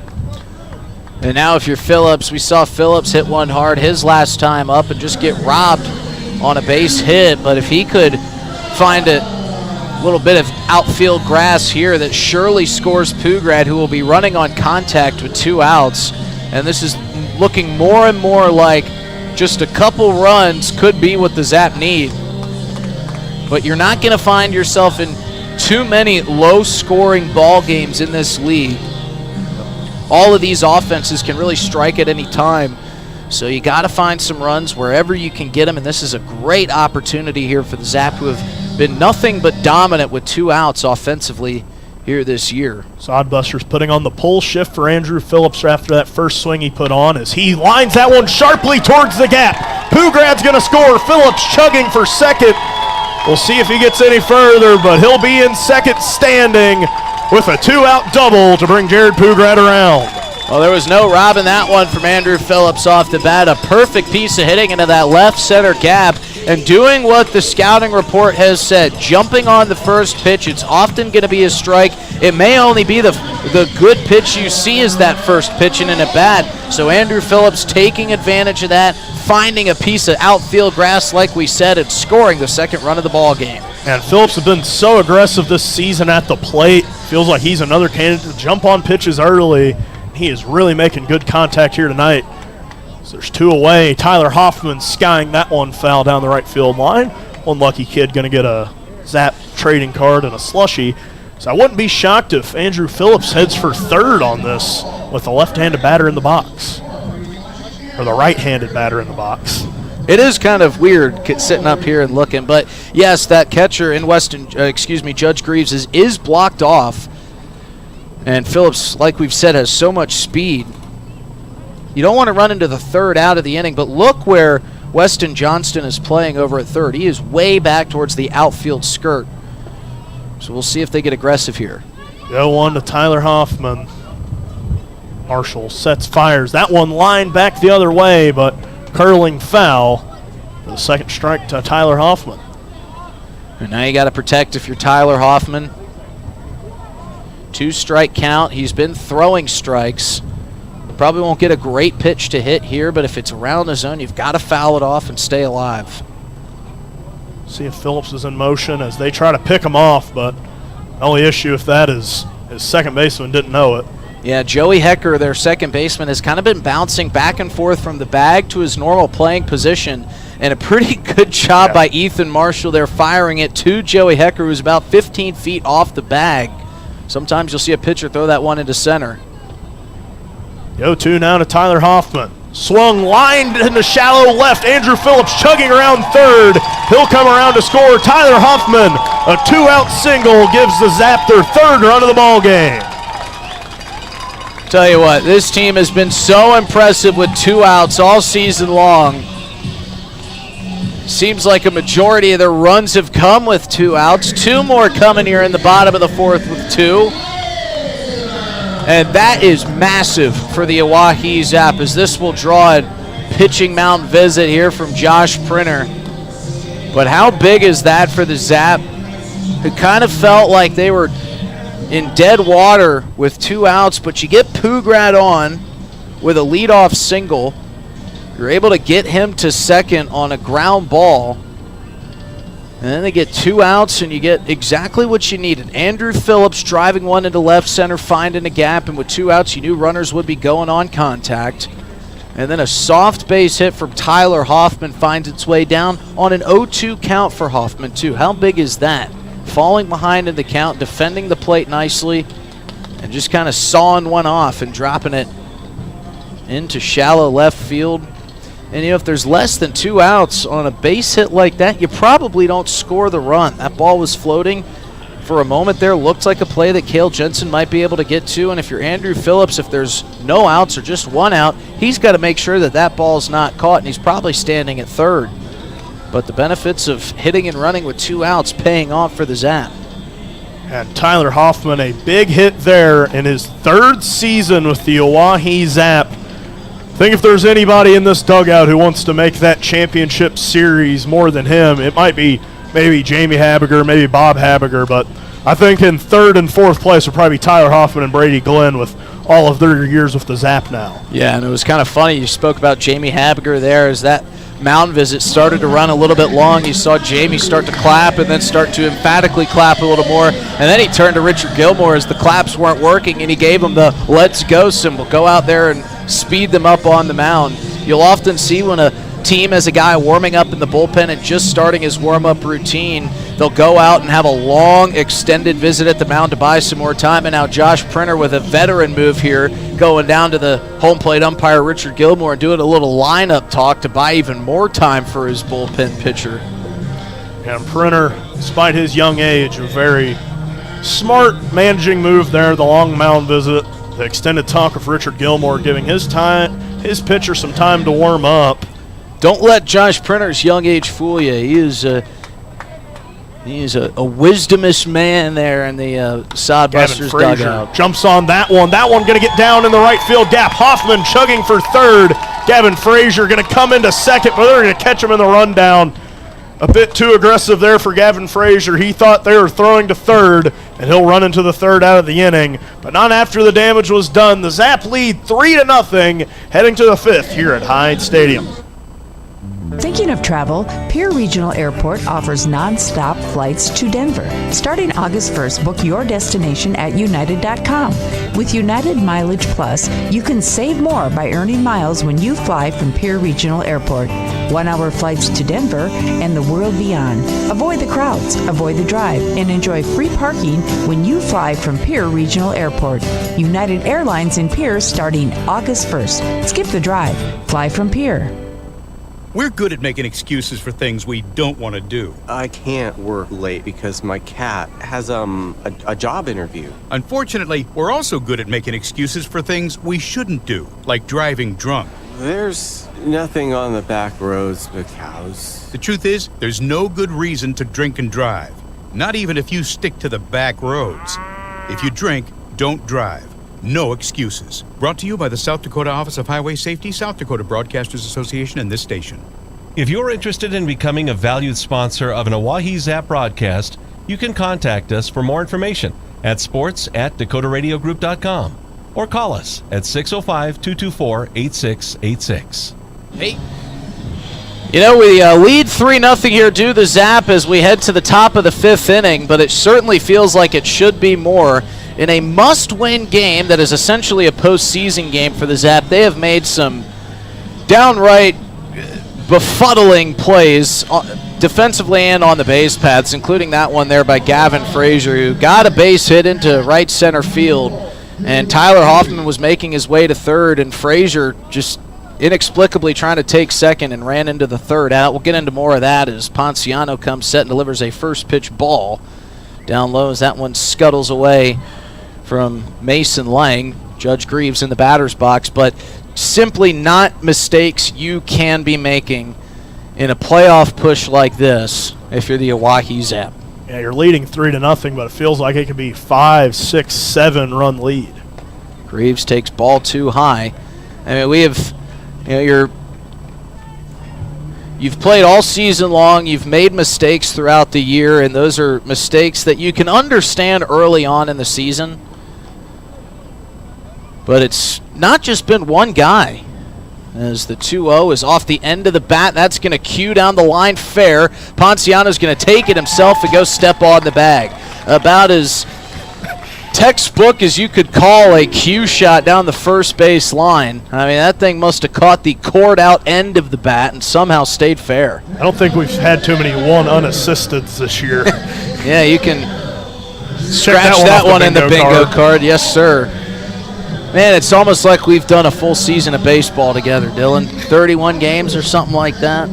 We're speaking each other's language. Ponciano's got a quick first out as he'll face Joey Hecker and get a fly ball down the left field line. Farwell loses the hat, giving chase, just barely running out of room as he ran into that wooden fence down the third base line. But back to these just questionable plays. I mean, we've seen a couple of them. Ty Farwell getting thrown out at third in the first inning for getting a late stop sign from Jamie Habiger, but also needing to know that he's not going to really score on a ground ball that squeaks through the left side of the infield. Not really going to score from second on that play.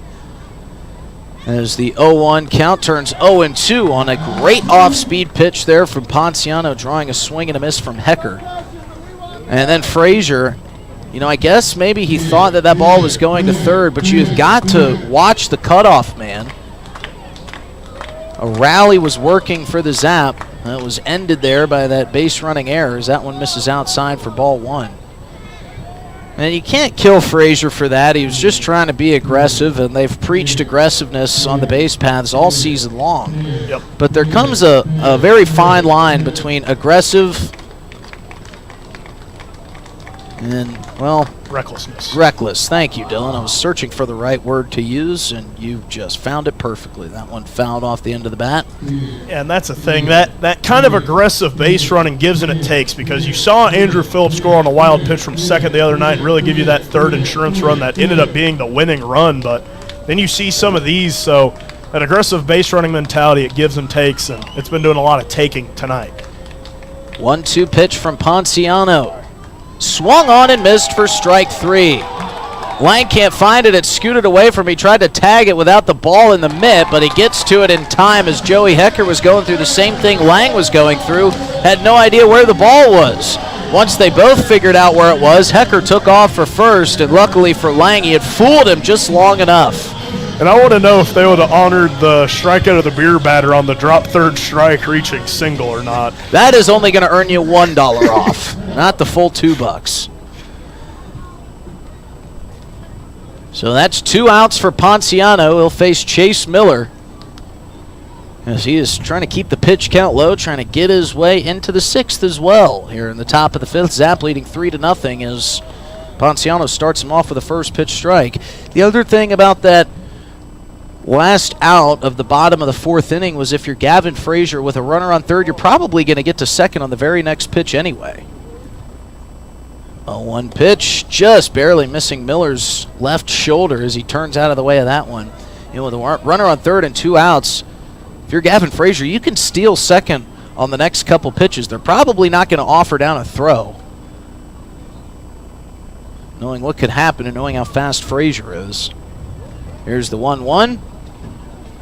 Inside for ball 2. And that's the thing. We've seen the Zap stretch those singles into doubles a lot this year. Nick Golden does it a lot. We saw Andrew Phillips do it on that ball hit to the gap. I mean, some guys wouldn't be at second on that ball if that was fielded cleanly, but just kind of taking a lot from the Zap team, running into a lot of outs tonight. 2-1, misses low, 3-1. And I'm sure it's something that the Zap will address if they are able to punch their ticket to the postseason, knowing that some of these plays, some of these errant throws, some of these base running mistakes will come back to bite you and can lose you games in the playoffs. 3-1 from Ponciano. Runs inside for ball 4. So with 2 outs, he issues a free pass to the 9-hole hitter Chase Miller. That'll bring up Max Israel. And the top of the lineup here for the Sodbusters.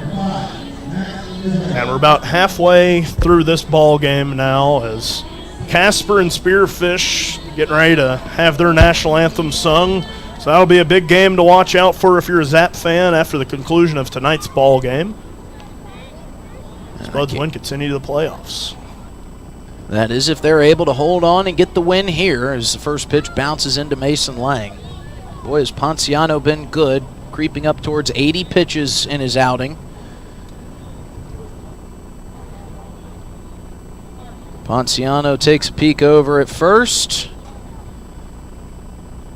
Now comes set for the 1-0. And that one breaks in for a strike, and Max Israel got fooled by that one. He was ducking out of the way of that off-speed pitch, and as it fell in for strike 1. That's how devastating that breaking ball has been for A.J. Ponciano today. 1-1 count. Breaking ball almost swung on by Israel, but he held up.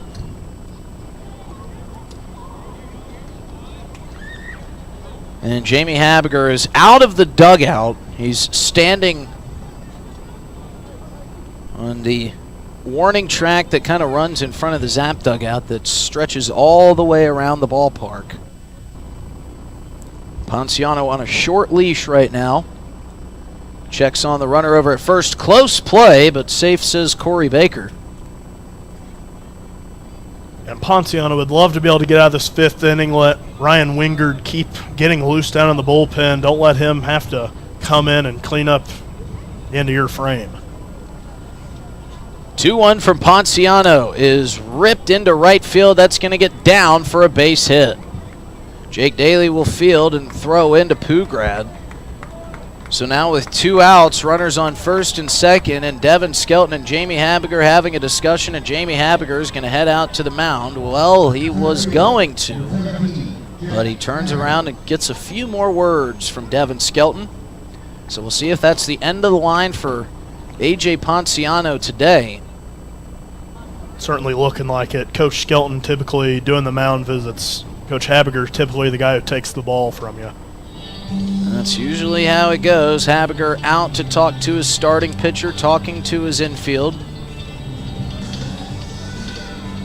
think he's going to let him stay. Well, we'll see.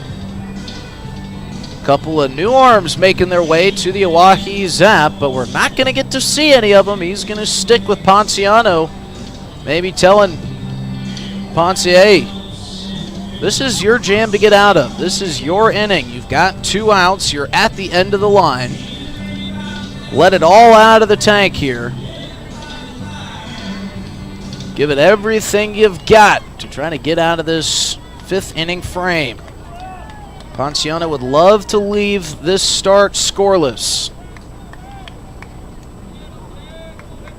He's got Chase Miller on second, Max Israel on first, and Jet Hannaford in the batter's box as he takes ball 1.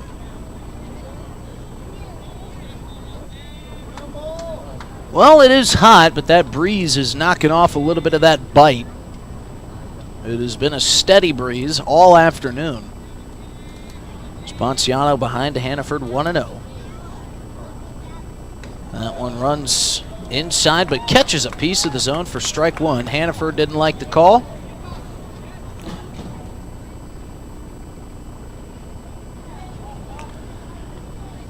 Ponciano gets the sign, comes set. Pitch. In there for strike 2. Another good off-speed pitch catches the outside of the zone. So Ponciano kind of picking his spots and delivering them right where his catcher Mason Lang is asking for him. And he's ahead 1-2.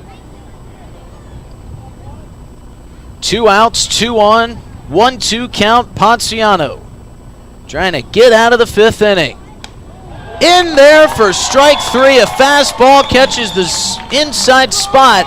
And now Hannaford is arguing with Richard Gilmore. He better be careful. He's pointing out where that pitch was. Usually that gets you run, but we told you that Richard Gilmore's got a long leash. We head to the bottom of the 5th. The Sodbusters leave 2 stranded. Zap still lead 3-0 here in a must-win game at Hyde Stadium. Hey, it's your phone talking. Yeah, your phone. You know, that thing you're constantly picking up and poking around. Listen, when you're behind the wheel, would you please give me a break? You'll have plenty of time for your TikToks and, I don't know, texting your friends after you put it in park. Distracted driving, friend. No joke. One quick text or social media feed can cause a crash. And hey, I don't want any part of that. You got someplace to be. And trust me, I'll enjoy the downtime. Brought to you by the South Dakota Office of Highway Safety and its station. Dunes Golf is celebrating their 30th anniversary this summer. They look forward to seeing old friends and new acquaintances on the driving range and on the course throughout the summer. Play 9 or 18 holes. Pay by the round. Save with a punch card or become a member for unlimited play. Dunes Golf is a great location for group outings or a summer play day. Call 605-223-2525 or see golfdunes.com. Just 1 mile north of Fort Pierre on Highway 1806. Dunes Golf. Thinking of travel, Pierre Regional Airport offers nonstop flights from Pierre to Denver. From there, you can fly anywhere. Book to your destination and check bags through on United, Delta, or American Airlines. 1-hour flights on 50-passenger jets to Denver, then connecting to your destination. Save travel time and money, avoid the crowds, and free parking when you fly from Pierre Regional Airport. Skip the drive. Fly from Pierre Regional Airport. Looking for happenings in Central South Dakota? The Pierre Area Chamber of Commerce Community Calendar is your go-to for all the latest events. From entertainment to local benefits, community activities, and more, there's something for everyone. Email your event to contactchamber@pierre.org and it will be listed on the weekly calendar. To view the calendar, go to www.pierre.org. Let's celebrate together in the heart of South Dakota. The Pierre Area Chamber of Commerce, connecting our community one event at a time. Ty Farwell leading off the bottom of the 5th against a new pitcher for the Sodbusters, a hard-throwing right-hander in Josh Nolte. Takes the mound, so it's the end of the line for Ethan Marshall. Nolte misses high and away on his first pitch for ball 1, and it will also be the end of the line for A.J. Ponciano. As Ryan Wingert has been told, he will be back out on the bump, or will be out on the bump, and A.J. Ponciano won't be back, but what a good start from Ponciano. He only gave up 2 hits to the Sodbusters.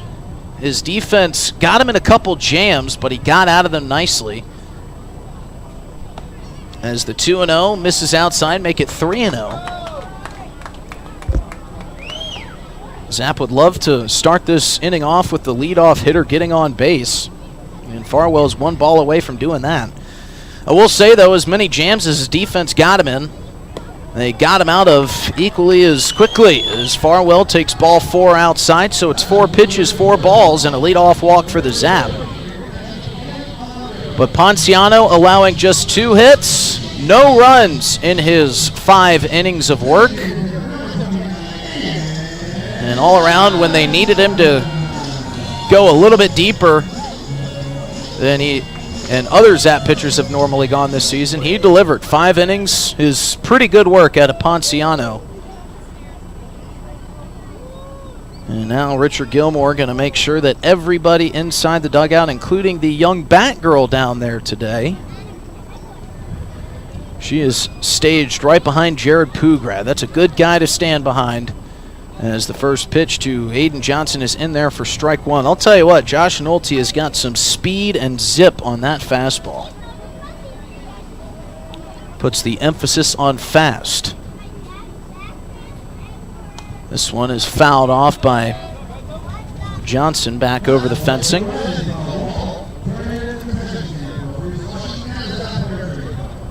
Nolte is a quick worker, but not nearly as quick as Ethan Marshall, who was catching and pitching. That ball was getting out of his glove as quickly as it was getting back to him.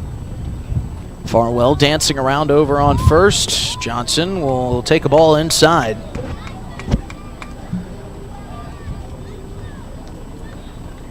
Farwell, 4-pitch walk to lead things off here in the bottom of the 5th. Zap out in front 3-0. Zap can punch their ticket to the postseason with a win tonight and a Spuds win, as Johnson fouls that one off to stay alive. Count still at 1-2. And it's early, but the Spuds are not holding up their end of the deal. Bases loaded in the top of the 1st, nobody away for the Sasquatch. I didn't think the Spuds were going to do their best to help the Zap out. Farwell still dancing over at first, so much so it gets a step off from Nolte. Just trying to take the attention off of Aiden Johnson, keep it on himself. But I think the Zap would rather do it the old-fashioned way. 1-2 to Johnson, inside for, whoa, strike 3 called. Very subtle strike 3 called. Johnson shaking his head as he makes his way back to the Zap dugout, and that's the first out and the first K for Josh Nolte. But as I was saying, I think the Zap want to do it the way that they intend to, just win out, win your way into the postseason, do what you've done all through the month of July. As Lang fouls off the first pitch from Nolte. And that will make the count 0-1. Zap have done a lot of winning in July, a far cry from the team they were in the month of June. You can almost pinpoint the moment in which the Zap turned this thing around, as this one is into center field as Farwell stole second base.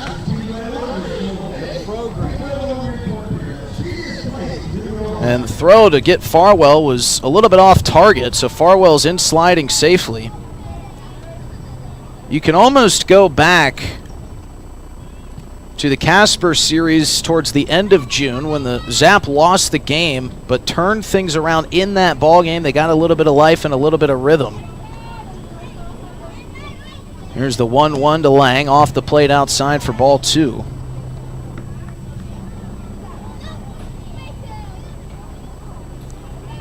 Zap started winning from that point on. After that game, they took care of Plainsman, took care of the prospects. They were off and running. 2-1 count. Lanks, Farwell still dancing around back there at second base, draws another step off by Josh Nolte. If anything, he is pestering Josh Nolte on the mound. Might have a penthouse up there if he keeps jumping around like that. Lang takes the 2-1 off the plate for 3-1. Farwell is shuffling back and forth. Nolte had to step off when Farwell was over at first.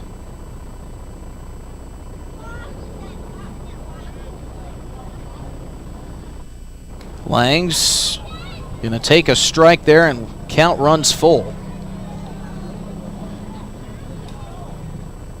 But in the month of July, the Zap, to start off the month, were scoring 10 or more runs in seemingly every game they took the field here at Hyde Stadium.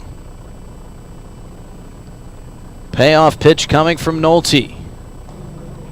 And that one is taken for strike 3 on the outside corner. So Lang goes down looking, and it's another K.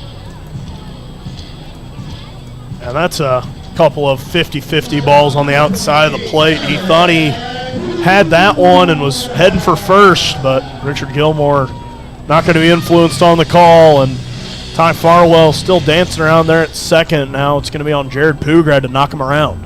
Well, that's two strikeouts where Lang has gone down looking, and that's a couple strikeouts today where the Zap have gone down looking, and they're really just not defending the plate.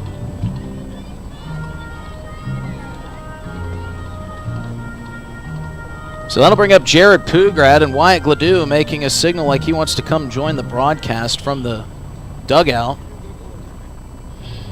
We'll see, yeah, he can come on up. So we'll have Wyatt Gladue on the broadcast. Why not? He needs to ask his parents, Jamie Habiger, down there if he can come up or not. It's like asking your mom and dad if you're going to have a sleepover. Be like, they invited me over, I promise. Yeah. Swing and a miss on the first pitch from Pugrad on an off-speed pitch from Nolte. No, I can't ask my parents, but if you ask my parents, then they'll say you yes. got to ask my parents, because if not, they're going to say I invited myself over. So Wyatt Gladue will join the broadcast. They're going to try to pick off Ty Farwell at second. It's thrown over to Joey Hecker, bounces off the tip of his glove. So Farwell is safe. Spud's getting out of a big jam in the bottom of the top of the first, only giving up that one run to the Sasquatch when they had bases loaded, nobody away. So that's promising from the Spuds. Way to go, Casper. And our producer-director, Eli Lewis, getting everything set up for Wyatt Gladue as this one misses outside for ball one. Make sure that our keeps here are nice and cozy for our guests. You know, we had Steve Steele on last week as he, myself, and Devin Skelton, along with Jamie Habiger, are getting set for 108 holes coming up on Monday at Dunes Golf. Farwell dancing 1-1 to Pugrad is fisted into shallow right center. That's going to get down for a base hit. Pugrad will get the base hit. Farwell will come in to score, and it's 4-0 Zap. How about Jared Pugrad getting it done yet again? Man, Pugrad has been hitting the ball so well, and he does it again for the Zap. They lead 4-0 here with their 6th hit of the ball game. As Wyatt Gladue settles in, we'll get him all set on the headset. As some more 2-out magic from the Oahe Zap. And that'll bring up Quinn Ludvigsen to the plate. First pitch to Q is chopped to the right side. Tough play for Hecker, but he fields it and fires to first. And we'll stay right here as we welcome on Wyatt Gladue, who threw yesterday for the Zap in that win. Well, that was a pretty exciting game yesterday. Good to see you guys come out on top, split the series with the Fremont Moo. I know you guys were looking for a sweep, but still everything right in front of you if you want to make it to the playoffs. Absolutely. That was a crazy game last night. Yeah, it was a crazy game last night. Long one. Long day, but wouldn't have wanted to do that with any other group of guys. It was fun. Yeah, it sounds like you guys got in a little bit early, but you were over in the press box with us when we were talking to Hudson Ivey, and he said, I want you and the rest of the broadcast team to let the listeners know that not even a 6 a.m. arrival into Central South Dakota could phase this team one bit. Not at all. I mean, we have our vision right in front of us. What we want to do the rest of the season's right there for the taking. So we're gonna do whatever it takes to do that. We're gonna get here back to Pier around 7 a.m. We're gonna go play a ball game that night. And it's gonna feel pretty good for you as a team to know, hey, we don't need to worry about what the Spuds score against the Sasquatches or what the team across the pond or across the state is gonna do. It's all up to us right here. It's a win and get in mentality. And, you guys have fought hard in the month of July. This is a far cry from the team we saw in June. How do you guys feel like you've grown over these past 6 or 7 weeks? I mean, we've grown as a squad. I mean, hitters have grown, the pitchers have grown, but most importantly, I think we've matured as men here on the field, and we've gotten. And I don't think any other team in the league could say that they have the best chemistry. I think we had the best chemistry, and I think that helps us win a lot of ball games. Like last night, the team from a couple months ago wouldn't have clawed back like we did last night, and it really showed the grit and the resilience that we've had, and we've been preaching the last month and a half, and that's what I think has helped our turnaround here. As Dylan Beach and I were talking, it's team in June, you get up 3 runs early, and then big inning comes along. It happens. You guys can't get off the mat, but you bounce back nicely, as we saw last night.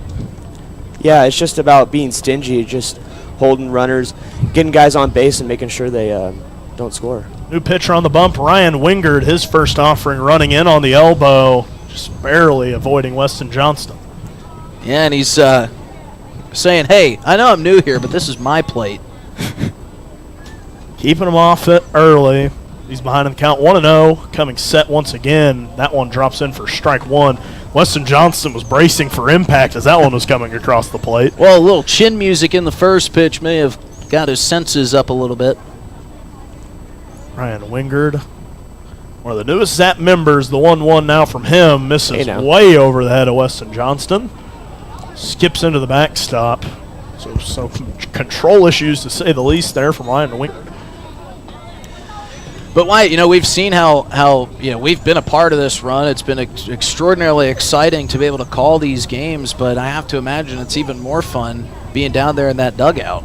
2-1. Grounded sharply to Pugrad, was able to field it, fired over to Quinn Ludvigsen. He had some issues with it early, but didn't panic.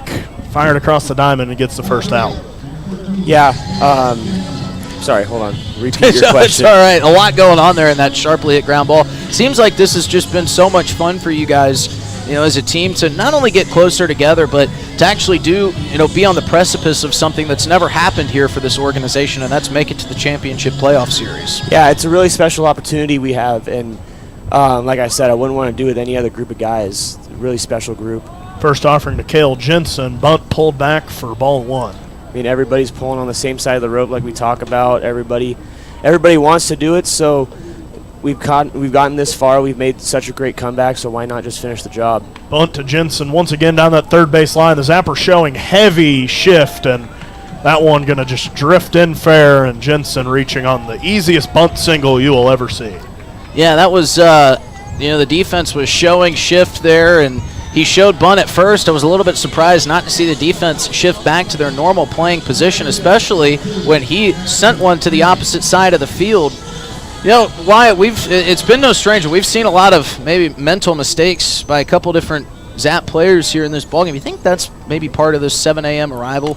No, I wouldn't say so. I think that's just I think that's a good baseball IQ decision by him right there, putting down that bunt, just trying to get a runner on. They haven't had many runners on so far, so I think any way you get a runner on, try to claw back into this game. So I think that's a smart idea. If they're going to let you do that, take it.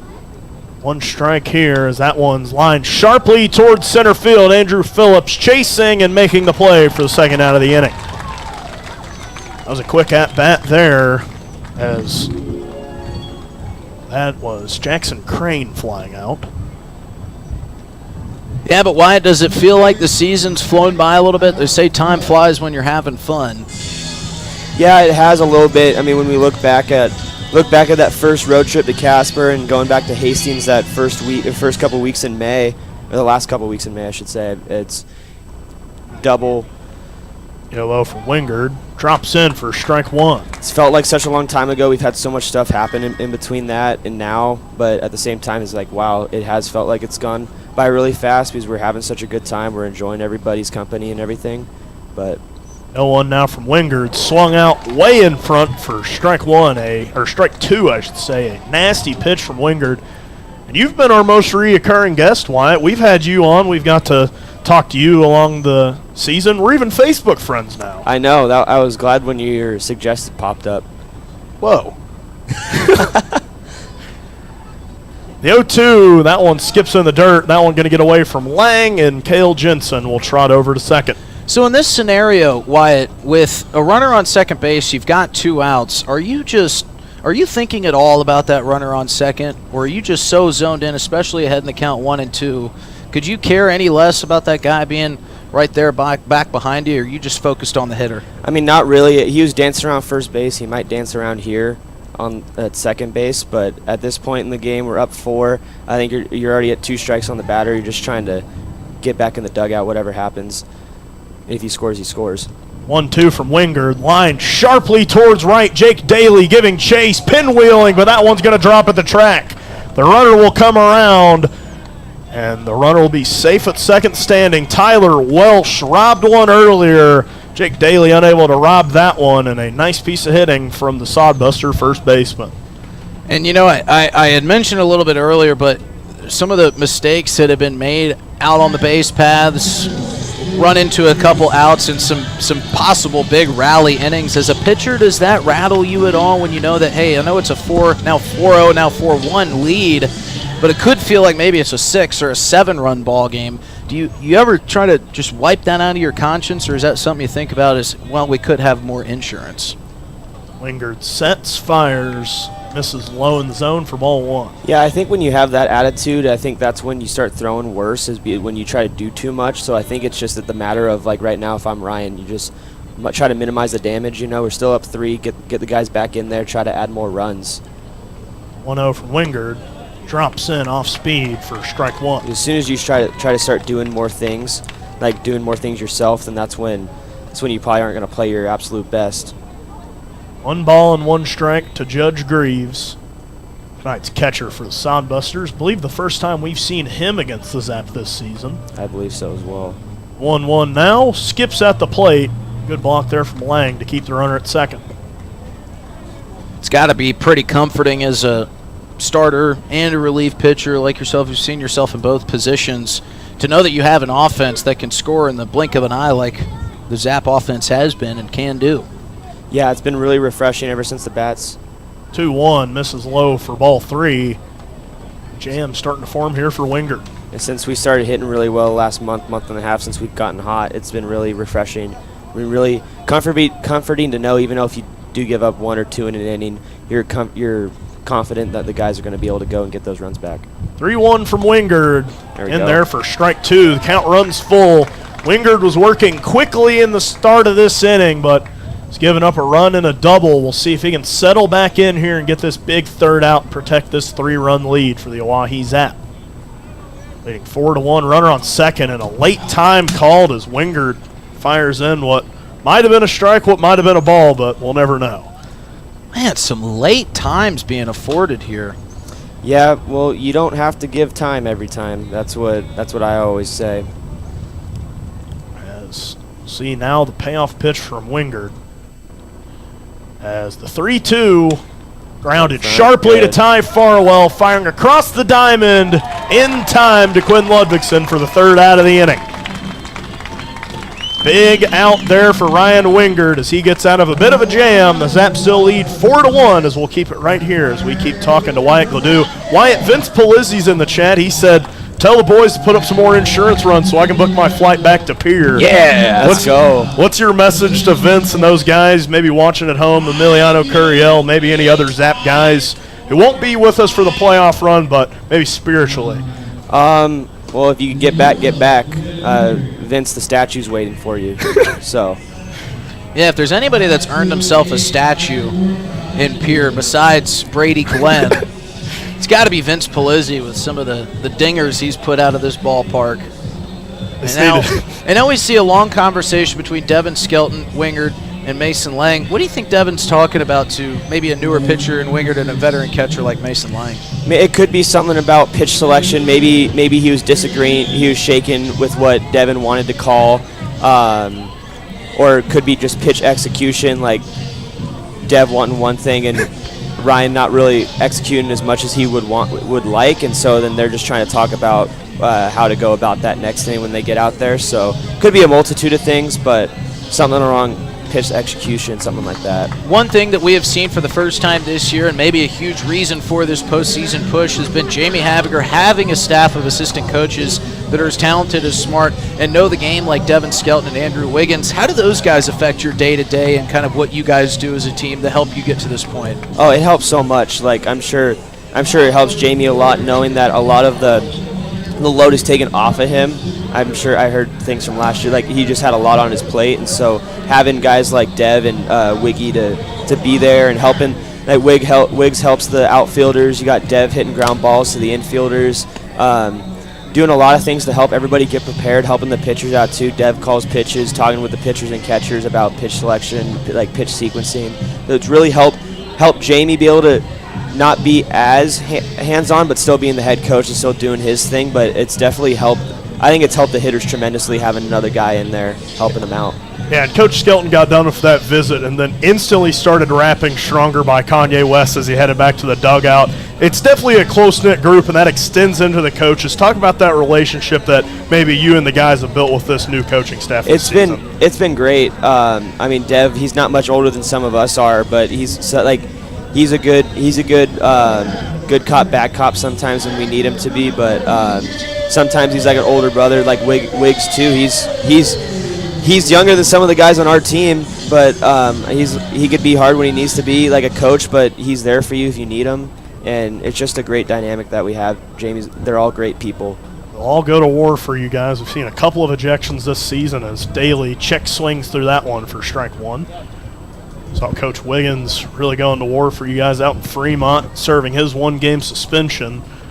Asked him about that. He said he was trying to get tossed again from the right field side as Jake Daly chops that one to short over the first in time to Welsh to record the first out of the inning. And we see a lot of guys, not just in this Zap organization, but with some other teams around the league, former players turning to coaching in their later years past their playing prime. Is that something that once you hang up the cleats, maybe something you would think of as getting into the coaching side? 100%, yeah. Whatever I do in life, hopefully that leaves me time to be able to coach wherever that is, college, high school, or something like that. That'd be a great way to stay in the game. Andrew Phillips at the plate. Watches that one way off for ball one. Well, I know a couple of organizations that might be looking for a coach here in the next upcoming couple of years. You being the next Trey Martin, you could lead the Bison. Oh, I could if I wanted to. Go out onto the mound in a pinch. Yeah, I still got a couple more years away from that. 1-0 turns 2-0 to Andrew Phillips. And, I'm sorry to cut you off there, Dylan, but has there been a sense amongst the team of knowing kind of the history and what you guys have done? 2-0 turns 2-1 to Andrew Phillips. Outside corner of that strike zone, just barely getting nicked by that ball. Have you guys had a sense of the gravity of what you could possibly do with 2 wins in the next 2 days? Absolutely. I mean, it's 2-1 to Phillips. That one missing well outside for ball 3. It'd be a great opportunity to be able to be in that situation, for us, for the organization, and as a city. Seeing Hyde get packed out, seeing more people show up and support us, being able to be recognized around town more often.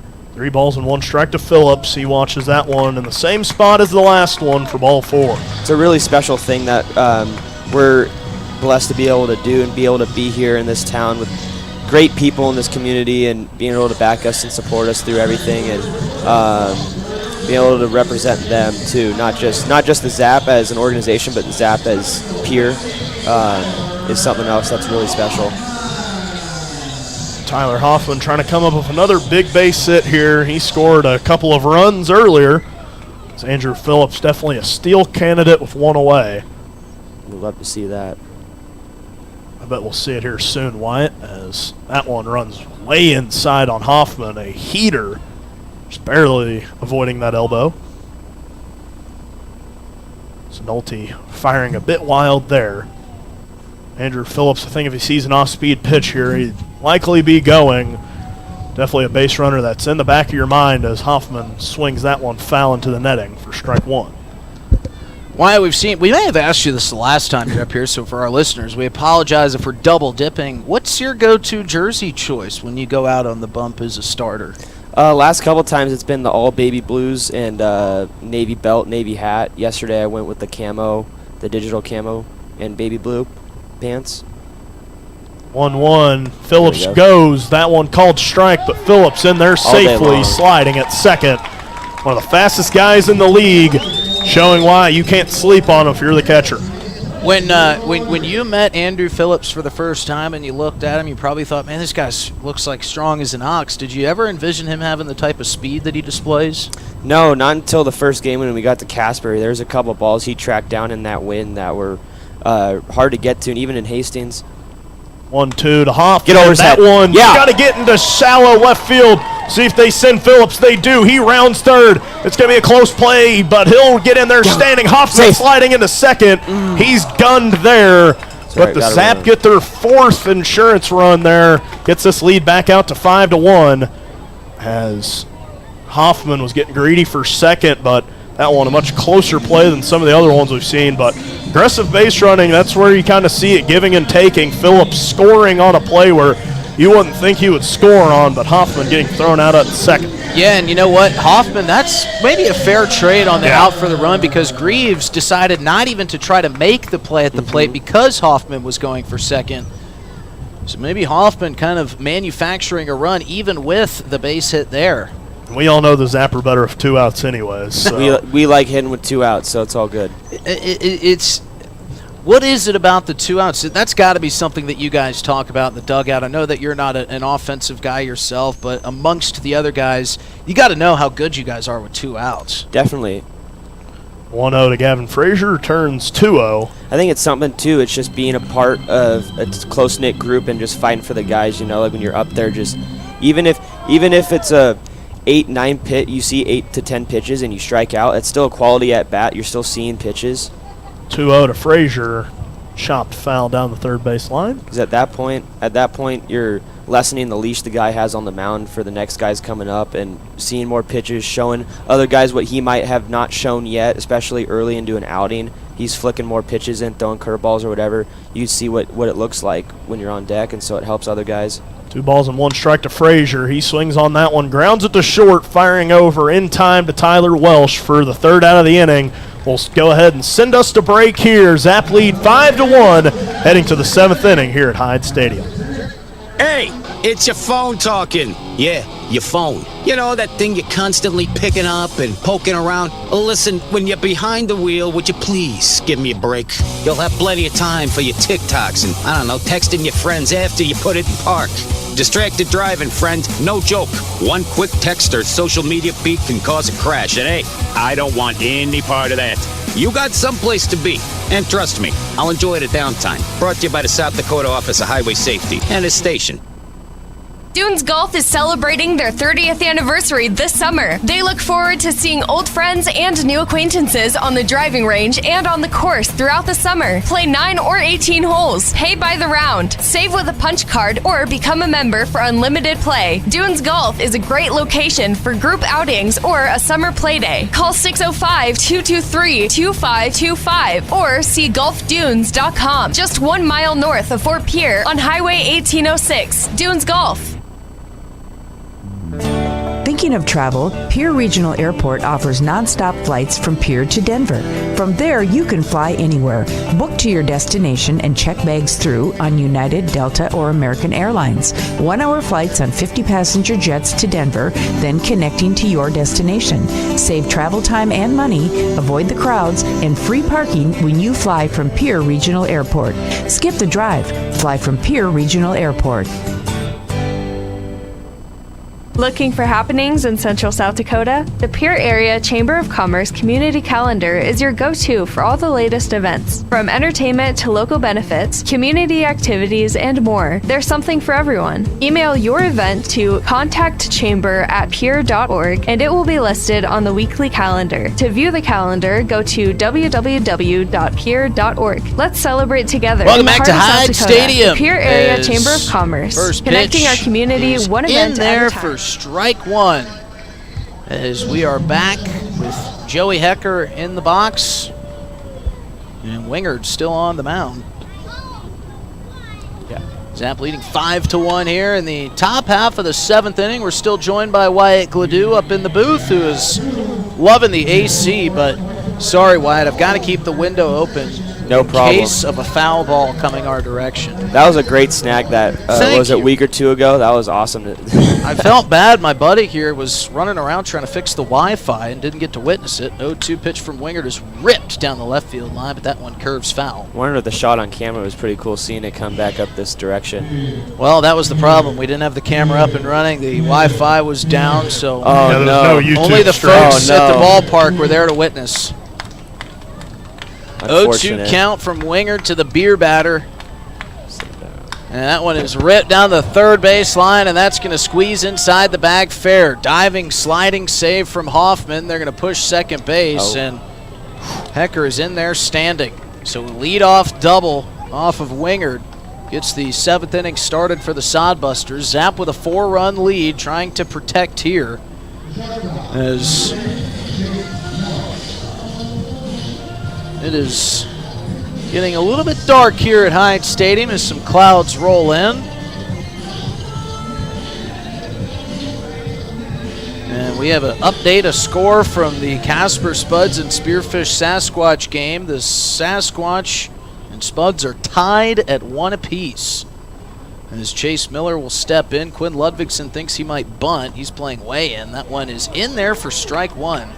Miller trying to curl out of the way of that one, but it broke in on that devastating off speed from Wingard.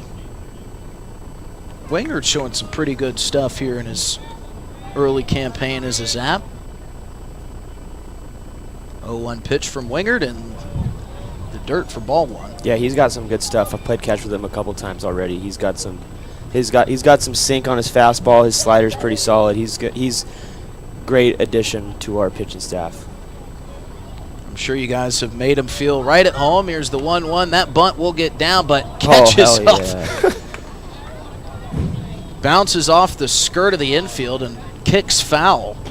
That ball had a wicked amount of spin on it from Chase Miller. The Hyde infield gives and takes away. Yeah, it sure does. We've seen some crazy bounces. What's the craziest hop you've seen out there on the mound? Not here, but in Spearfish maybe a month ago.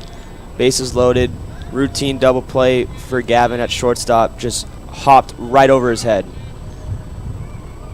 2 runs scored after that. Hit a rock or a bump or something. What a block there by Mason Lang as that one bounced about a foot in front of the plate. Caught him up in the face mask. Count evened at 2-2. And it looks like we might have another update from the Casper and Spearfish game. The Spuds, who the Zap need to win, have taken a 2-1 lead. So all good things happening. And you know, it really feels like the playoff push here for the Zap is the 2-2 delivery from Wingard is off the plate for ball 3. Works the count full. Almost poetic the way that everything has somewhat fallen into place for the Zap here over the past couple weeks. When the Spearfish and Casper were playing each other in the most previous series, they needed to split, and they did. You guys got the wins you needed. Yeah, it's refreshing when we know when we could take care of ourselves. Payoff pitch, just a bit low for ball 4. When we're able to take care of ourselves and do our job, not have to worry too much about what other teams are doing or what they're up to, we could just play our game, and then after the game we'd check the score like yesterday.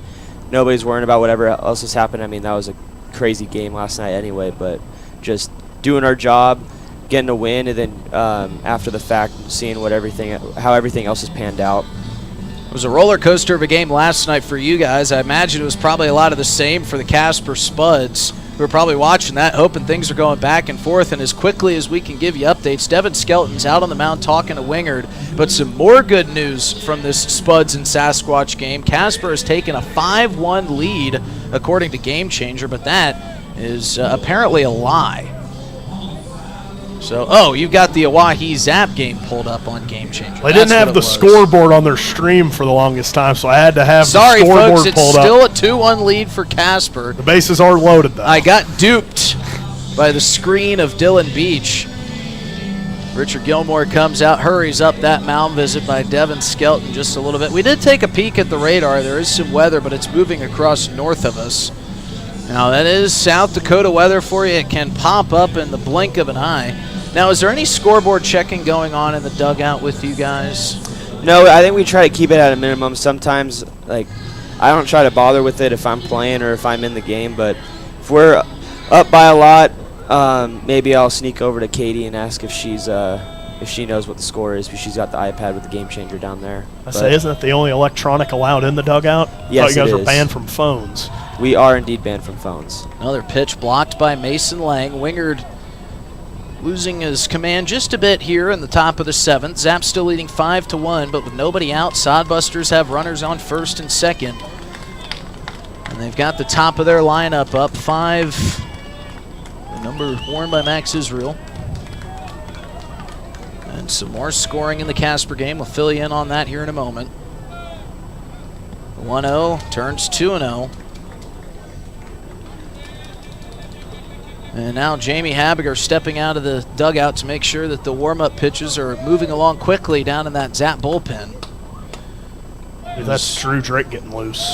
Yeah, with Brady down there too, I think. And Drew Drake and Brady Quinn, as that one is way inside, and Israel almost wears the pitch. It bounces away from Mason Lang, and now runners advance to second and third. And it's a 3-0 count. And this is danger time here for the Oahe Zap.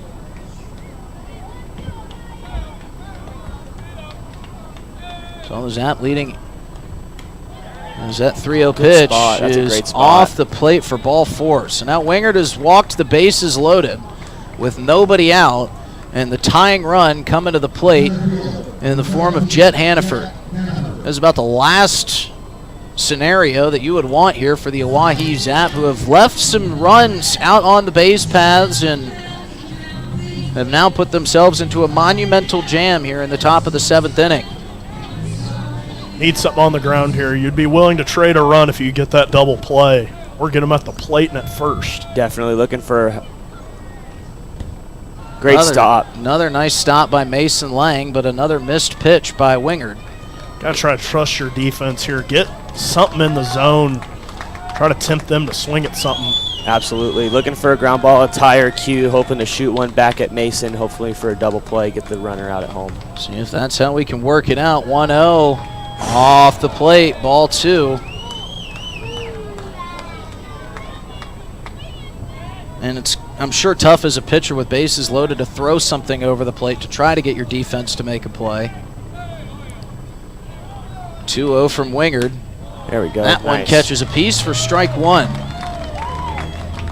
So a good shake-off pitch there from Wingard. He's working quickly. We'll see if he can keep the pedal down.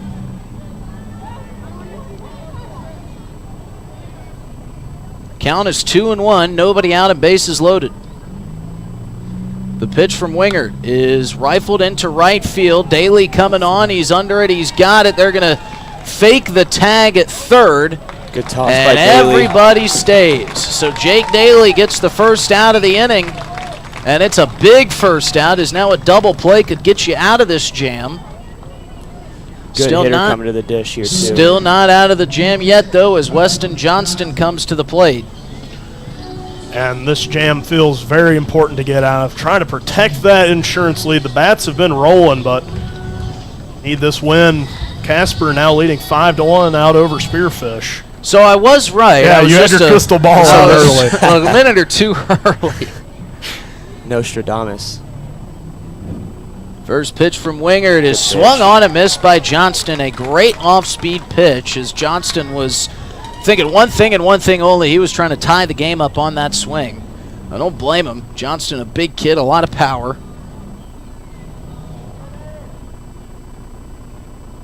As the skies have darkened over Heinz Stadium, Wingard gets a chopper to Pugrad. Pugrad, and he gets it right underneath the glove, and 2 runs are going to score. A high chopper to Jared Pugrad. He may have lifted his head up a little bit early. And it's 5-3. Zap's still out in front, but still 1 out and runners on first and third.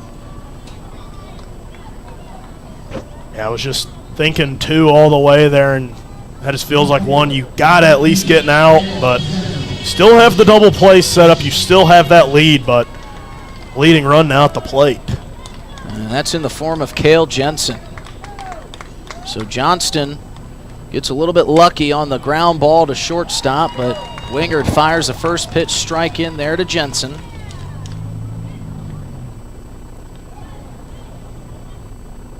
Very uncharacteristic error over there by Jared Pugrad.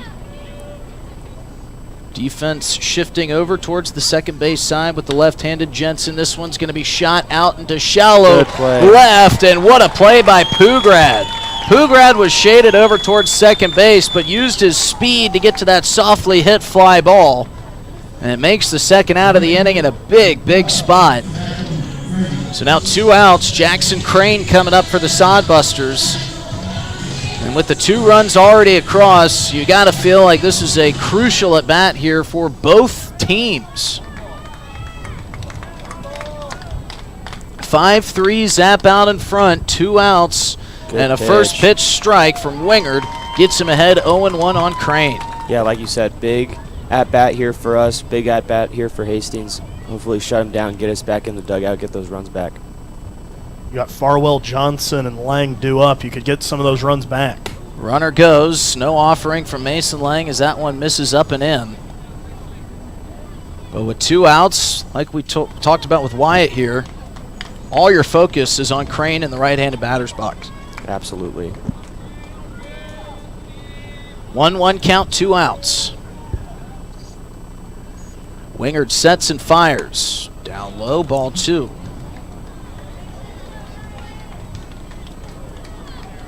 Well, it was cruising along pretty nicely, but things have tightened up a bit here for the Zap, who have allowed 3 runs in the last 2 innings to allow the Sodbusters back in the ballgame. 1-1, 2-1. That bounces away from Lang, and the runner's going to score from third. So Max Israel will trot in, and now it's a 1-run ball game. And this is getting everybody a little bit nervous. Bob Habiger, one of the owners of the Oahe Zap, has had to exit his seat. Now he's kind of pacing around. Nervous energy all around the ballpark here. Big 7th inning from the Sodbusters. Yes, he did. Yes, he did. And they're going to say that he did not go. They checked with Corey Baker out in the skirt of the infield. He says no swing. So Wingard allows another walk. Yeah, that might be the end of the day for him. Coach Habiger coming out to talk with him. So Jamie Habiger will make his way out to the pitcher's mound. And it looks like we'll have a pitching change. So we'll step away here for a moment while they make the exchange. Zap's still in front, 5-4, but the Sodbusters threatening here in the top of the 7th. The summer is here, and you know what that means. The Oahe Zap are back, and we at DRG Media Group are bringing you coverage of every Zap home game all summer long. You can hear all the home Zap games on River 92.7, or you can watch them live on drgnews.com at the River 92.7 station page. The Zap are offering you fans something new every single night. So get out to Hyde Stadium for some Zap baseball this summer. Purchase your tickets on oahezap.com or buy them at the box office. If you can't make it to the game, we've got you covered on River 92.7 Oahe Zap Baseball, brought to you by DRG Media Group. New pitcher for the Zap, it's Brady Glenn trying to come in and protect a 1-run lead with a runner on third and 2 outs. Hello everybody, Justin Cowart, Dylan Beach, and Wyatt Ledoux here on the edge of our seats in the broadcast booth. Don't worry, Wyatt, we'll let you get back down to the dugout here after we wrap up the top of the 7th inning. But on pins and needles here as the Sodbusters scored 1 in the 6th and 3 in the 7th. And it is still a lead for the Zap, but a lot of runs have been left out on the base paths, not just by the Zap, but by head coach Jamie Habiger there in the top of the 1st inning, not throwing up the stop sign quickly enough to tie Farwell. May have fostered that out at third.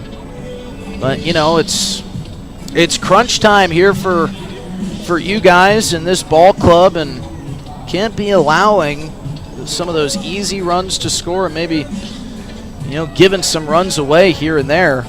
I'm sure something that Jamie and Devin and Wiggins will address with this team after the game, win or lose. Definitely, and I think that's the difference though between the old Zap and the new Zap, is like we like to say we might make a couple errors here and there, like this inning we biffed a couple balls, whatever it may be, but we're staunch enough to be able to say, hey, we're not going to let that affect us at the plate, and we're going to go out and bang the ball around or do whatever we need to do to get those runs back and not let it affect us. Well, we saw it last night, a lot of late runs scored by the Zap to get that win. They need a couple more of those runs here late in the ball game as we're in the top of the 7th inning. Sodbusters have scored 3 in this frame. Zap still lead 5-4, as I mentioned. 7 hits for both teams, 1 error for both teams. As Brady Glenn assumes the position with runners on first and third. His first pitch is in there for a strike. As that's a good start to Tyler Welsh, the Sodbusters first baseman. Big to get that first pitch strike. Absolutely opens up the door for a lot of things you could do here. Pickoff attempt over to first, back diving safely. There's Jackson Crane. I'm sure Dev has already talked to Mason before with runner on first base. On the corners, probably going to try to steal here soon. Looking to draw a throw, telling him don't throw. Let Brady just do his thing up there. 0-1 pitch from Glenn is off the end of the bat and foul, and he's quickly ahead 0-2. Yeah, playoffs on the line. I don't think there's anyone who wants to make it there more than the 4-year vet Brady Glenn. He's doing everything he can here for his team. He's been coming up in really big spots for us. He came up big for us last night. Shut down the inning. He's been throwing really well lately. Runner goes, he'll step off, and now he's going to look around, and he's just going to award second base. Good under pressure there from Brady Glenn. That could have very easily drawn a balk, which would have scored the run from third. That's huge. You don't have to throw it in that situation. Just let him take that bag. He's ahead 0-2 in the count. Here's the pitch to Welsh. Lifted high on the infield. Ludvigsen looking up, sheds the sunglasses. In the bullpen, makes the play and gets the third out of the inning. The Sodbusters do some damage. They score 3 runs, but Brady Glenn comes in with runners on first and third and gets out of the jam. Zap lead 5-4. We head to the bottom of the 7th inning. Time to stretch here at Hyde Stadium. Hey, it's your phone talking. Yeah, your phone. You know, that thing you're constantly picking up and poking around. Listen, when you're behind the wheel, would you please give me a break? You'll have plenty of time for your TikToks and, I don't know, texting your friends after you put it in park. Distracted driving, friend, no joke. One quick text or social media feed can cause a crash, and hey, I don't want any part of that. You got someplace to be, and trust me, I'll enjoy the downtime. Brought to you by the South Dakota Office of Highway Safety and its station.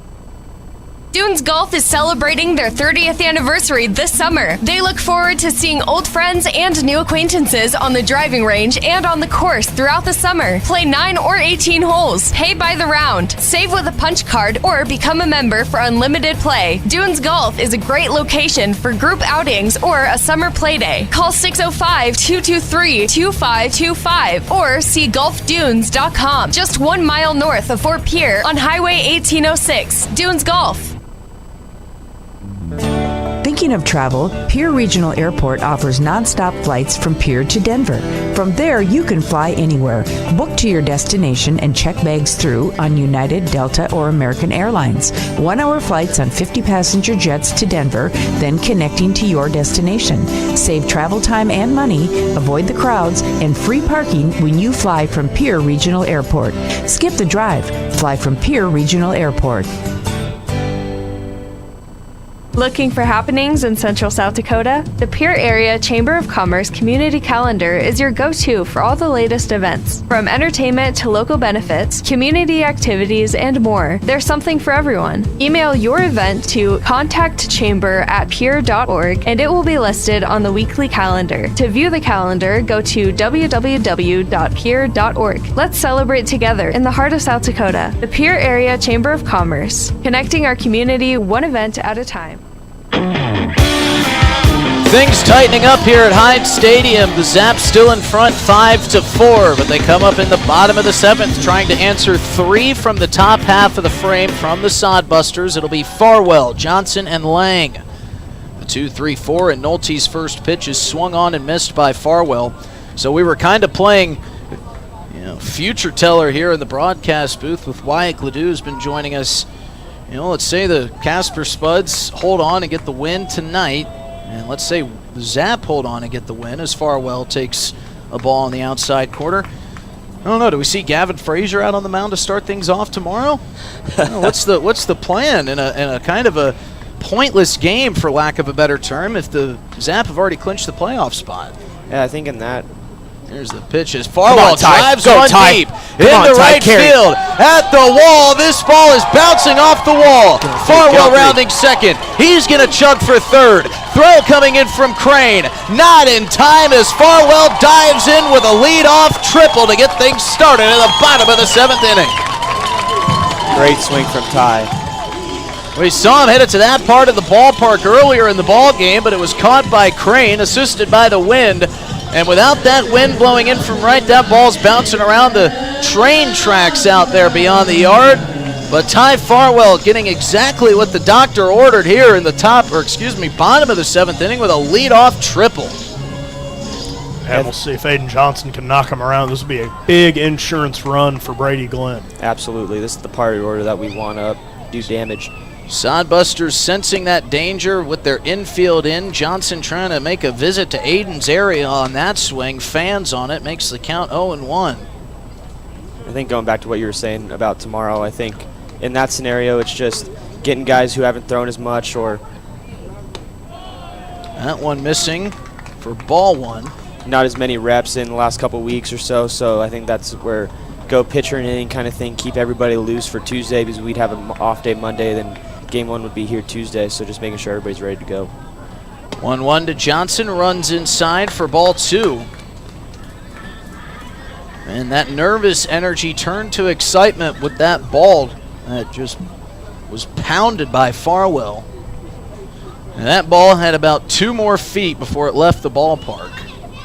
As Johnson fans on another fastball off the arm of Josh Nolte. And no matter what, with nobody away, you have got to find a way to bring Farwell around. Yeah, nobody out, 1 out, looking for a fly ball, try to get Ty in. Least you could do is a sac fly or something, especially with the infield in. A pass ball, a hit ball, anything as Johnson skies this one towards the first base side. Welsh giving chase, and he can't make the play. He just about ran out of room. He turned the glove over to try to make a basket catch. No easy play for Tyler Welsh. Got to give him credit for putting the effort in with that brick retaining wall coming up on him quickly.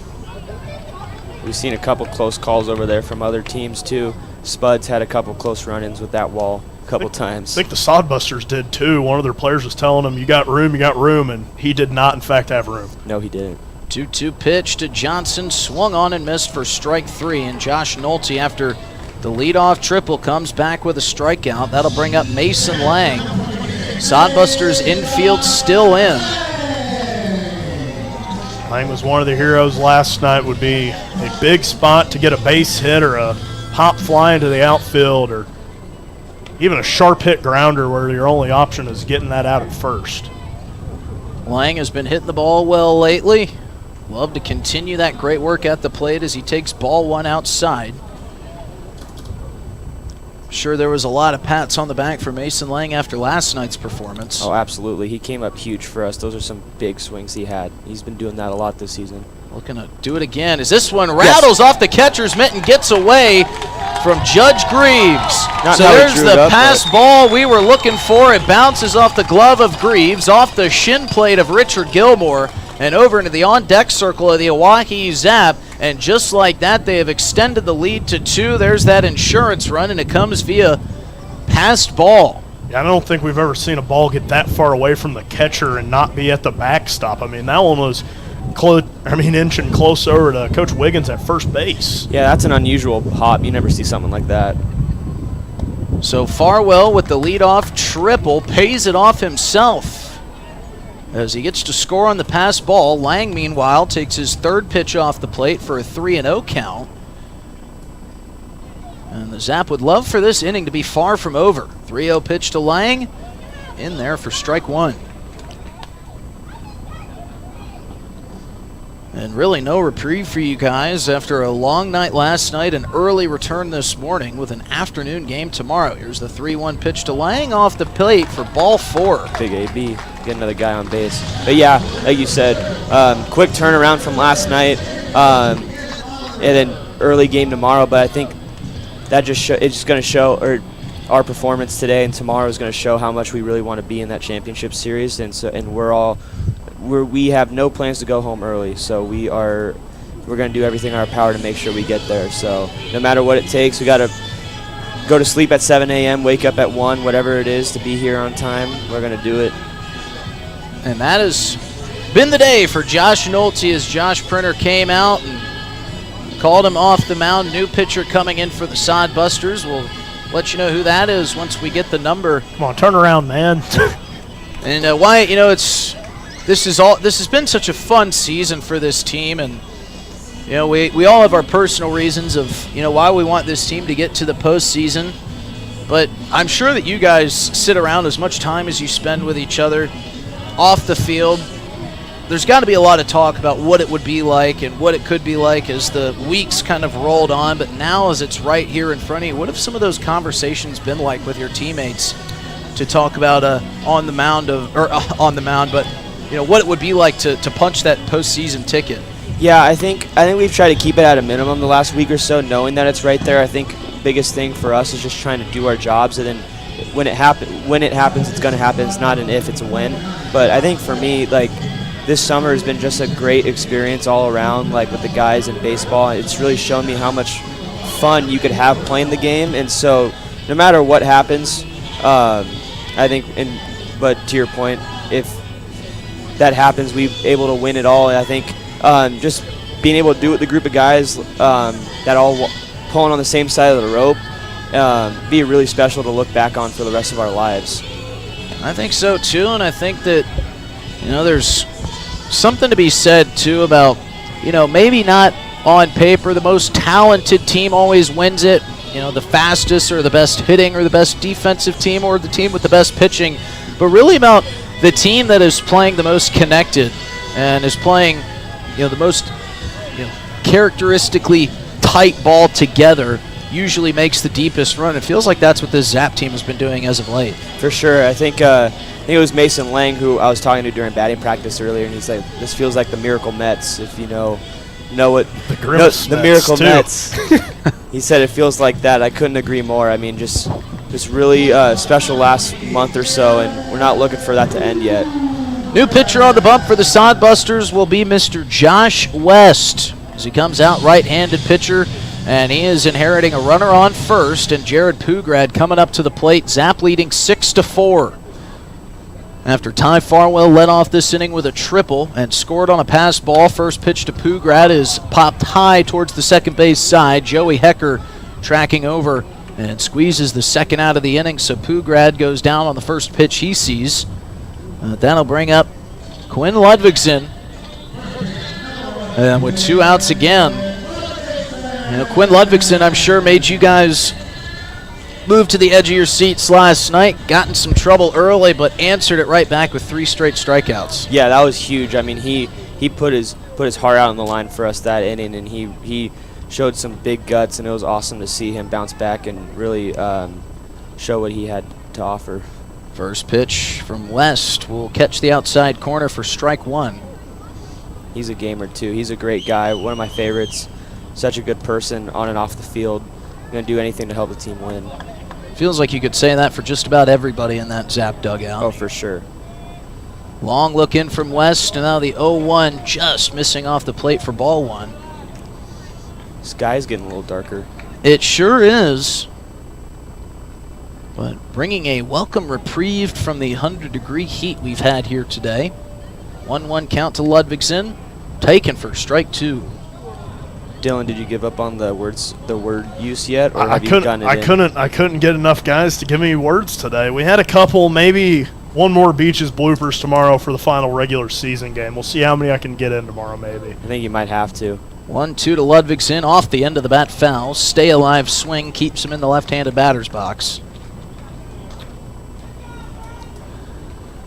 Zap scored 1 run in the bottom of the first inning. Felt like it could have been more. They had bases loaded with nobody out, but they did take the lead. And then the scoring went silent until the bottom of the 4th. And I just saw a little bit of electricity out beyond the rolling hills across the river in Fort Pierre as Ludvigsen takes that one high and away for ball 2. Can you feel it? There's lightning in the air. It's not lightning, but it is lightning this time. That electricity didn't look very good. Zap would score 2 in the 4th, 1 in the 5th, and then the Sodbusters would answer back with 1 in the 6th. As Ludvigsen sends one oppo down the left field line, giving chase and battling the win as Weston Johnston, man, he took a almost lightning-like path, zigzagging his way over into foul ground, trying to chase that foul ball down. It's amazing what the wind can do on these foul balls. To wrap up the scoring to this point in the ball game for you, the Sodbusters, as I mentioned, scored 1 in the 6th. Zap answered with 1 in the bottom of the 6th to kind of break that inning even, but the Sodbusters with 3 in the 7th made this thing close. Zap with 1 here in the bottom of the 7th gets us to a 6-4 ball game as Ludvigsen will take that one on the inside corner and works the count full. Love to get Jake Daly up to the plate with an opportunity to drive in some more runs. Runner's going to be on the move here, and Mace make sure he delivers the pitch home. Here's the payoff pitch to Ludvigsen. He chops that one up the middle. Tough play. Tough play. Rattles off the glove of Hecker. A tough play that couldn't be made by the Sodbusters second baseman. All hands are safe, and Jake Daly coming up with a runner in scoring position and 2 outs here in the bottom of the 7th. Putting the ball in play, good things happen. I'm sure one of the many mantras that Jamie Habiger has preached to this team all season long. It's one of my favorite things to say, too. Just got to stay grit. Have that grit. Grit on 3. So Jake Daly with an opportunity here to extend the lead for the Zap. 2 outs, runners on first and second. First pitch to Daly, runs high for ball 1. Feels like Jake Daly's due for another Rake Daly type swing, a big extra base hit here to give some insurance. He came up big in that win against Spearfish last weekend, had some timely hits, came off the bench in a big spot and delivered. That was huge. 1-0 to Daly is ripped down the first baseline just behind the back of first base coach Andrew Wiggins, who's now going to play a little bit closer to the bag as first base coach. And Daly just wanted to keep the carousel moving with the hot hitter Andrew Phillips on deck.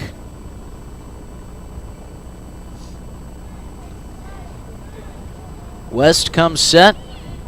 Daly awaiting the 1-1. Takes it off the plate for ball 2.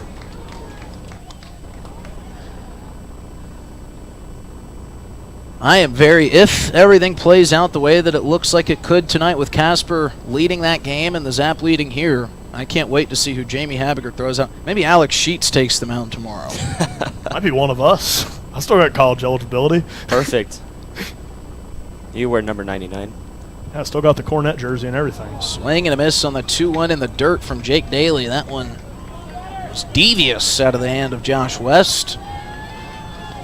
So now a lot of 2s. 2 on, 2 out, 2-2 count, 2-run lead for the Zap. With only 2 games left to play in the regular season, I'm trying to find. Deuces are wild indeed. As that one hits Jake Daly on the left arm, but they're going to say foul ball. He's clinching that left hand like it contacted him. I could have thought that it did. He certainly didn't swing at that.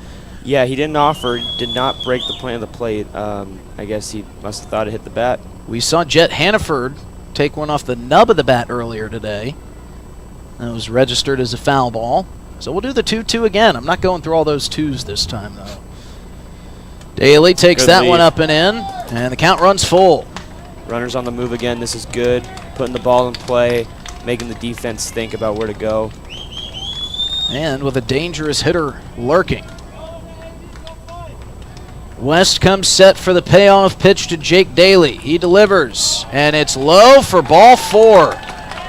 Josh West has walked the bases loaded And Andrew Phillips has a chance to come up big again. He drove one into that left center gap the last time he was up. It turned into a double for the Zap.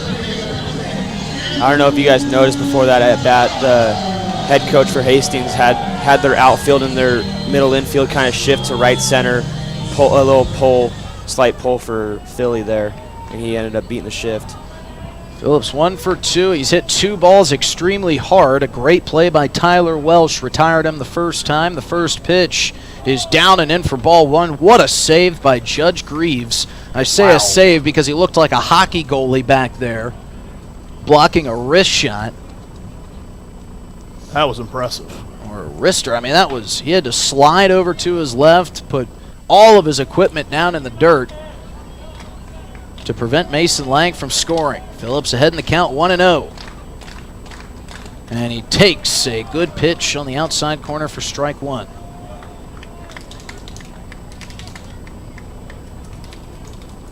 A lot of nails being bitten, a lot of edges of seats being sat on here at Hyde Stadium. West comes set, 1-1 count to Phillips. Phillips with a sharp foul ball into the netting. A good cut indeed. But it works the count into what Josh West's favor for the Sodbusters, 1-2. And a base hit could break this thing wide open. Bottom of the 7th inning, 2-run lead for the Zap. Trying to break their way into the postseason for the first time. Inside, Phillips thinks he wore that one, but Richard Gilmore does not agree. So again, we've got ourselves a 2-2 count with 2 outs. Just like you said earlier, I did see another lightning flash out past right field on the other side of the river. That's the last thing we want, is to get this game clogged up by a lightning delay in the bottom of the 7th. No kidding. 2-2 pitch to Phillips, down low for ball 3, and now Josh West is 1 ball away from walking in the 7th run for the Zap. This is a big pitch right here. Bases loaded for Phillips, a 3-2 count with 2 outs. Runners on the move once again. West leaning down, looking in, nods his head in approval. Comes set for the payoff pitch. Phillips swings and fouls it into the mitt of Judge Greaves, and that will retire the side. But the Zap score 1. They extend their lead 6-4. Wyatt will head you back down to the dugout. Thanks for spending some time with us. We hope to see you here celebrating after tonight's game. We'll head to break. We'll be back after this short break on River 92.7. The summer is here, and you know what that means. The Oahe Zap are back, and we at DRG Media Group are bringing you coverage of every Zap home game all summer long. You can hear all the home Zap games on River 92.7, or you can watch them live on drgnews.com at the River 92.7 station page. The Zap are offering you fans something new every single night, so get out to Hyde Stadium for some Zap baseball this summer. Purchase your tickets on oahezap.com or buy them at the box office. If you can't make it to the game, we've got you covered on River 92.7 Oahe Zap Baseball, brought to you by DRG Media Group. Wyatt Gladue exits the booth. He heads back down to the dugout, promising not to relay the score to any of his teammates. I guess he wants to keep those guys laser focused on the task at hand, and that's beating the Sodbusters. Yeah, you can't get complacent, and when the Spuds are leading 8-1 in the bottom of the 3rd, that's the type of thing that might get you to relax a little bit. Well, I think you and I up here at the booth could just pretend like, you know what, this is it. Win and get in game for the Zap with the Spuds leading by 7 runs. Of course, anything can happen, but that one looking pretty good in hand for the Spuds right now. And what a story that would be. Last place in the first half, back to the second half champion. I mean, you can't write it better than that, Justin. That's quite a turnaround. And it really is interesting. It almost feels like this is meant to be for the Oahe Zap, who, like you said, were just really bad in the first half of the season. Let's not sugarcoat it, Justin. No, we won't sugarcoat it. It looks like teams of years past, but they have rallied. They have come together as a team. They found a way to win ball games. And everything in terms of this playoff push has kind of fallen into place for the Oahe Zap. And they're 6 outs away, seemingly, from punching their ticket to the postseason. Brady Glenn back on the bump as that one misses low for ball one. And we do need to apologize. Jude Graves has been being called Judge. Apologize to the Greaves family. 1-0 now from Brady Glenn. Catches the zone for strike one. Brady Glenn, his fourth summer in Pierre, trying to will this team to the playoffs. 6 outs away from a big win, keeping them in the driver's seat, and pending results maybe clinching them the second half championship. 1-1, runs high and inside for ball two. You know what could work out? Maybe the Spuds win this thing 11-1 before they wrap up here, and we can send the signal down to the guys in the dugout before that final out. It is 9-1 as that one is fouled off the foot. Bases loaded, 2 away for the Spuds. That could happen. That could happen. We don't want the Lightning delay, but that would catch things up here. That is one delay I'd be happy to stick around That for. would catch things up, and that would be a very, very wild celebration at Hyde Stadium, I'd have to think. You know what? This is just getting me prepped for football season. We've got multiple screens with multiple games, a lot of scores. Feels like my living room on a Sunday afternoon with NFL Red Zone. 2-2 from Brady Glenn. Swung on and missed for strike 3. 5 outs away now, the Oahe Zap from getting a big, big win here at home. And Brady Glenn, when he comes in, we have seen him get thrust into some of the most dangerous spots, some really tight positions, but he has just been so dynamic in whatever situation he's been put into. What an addition and what an asset.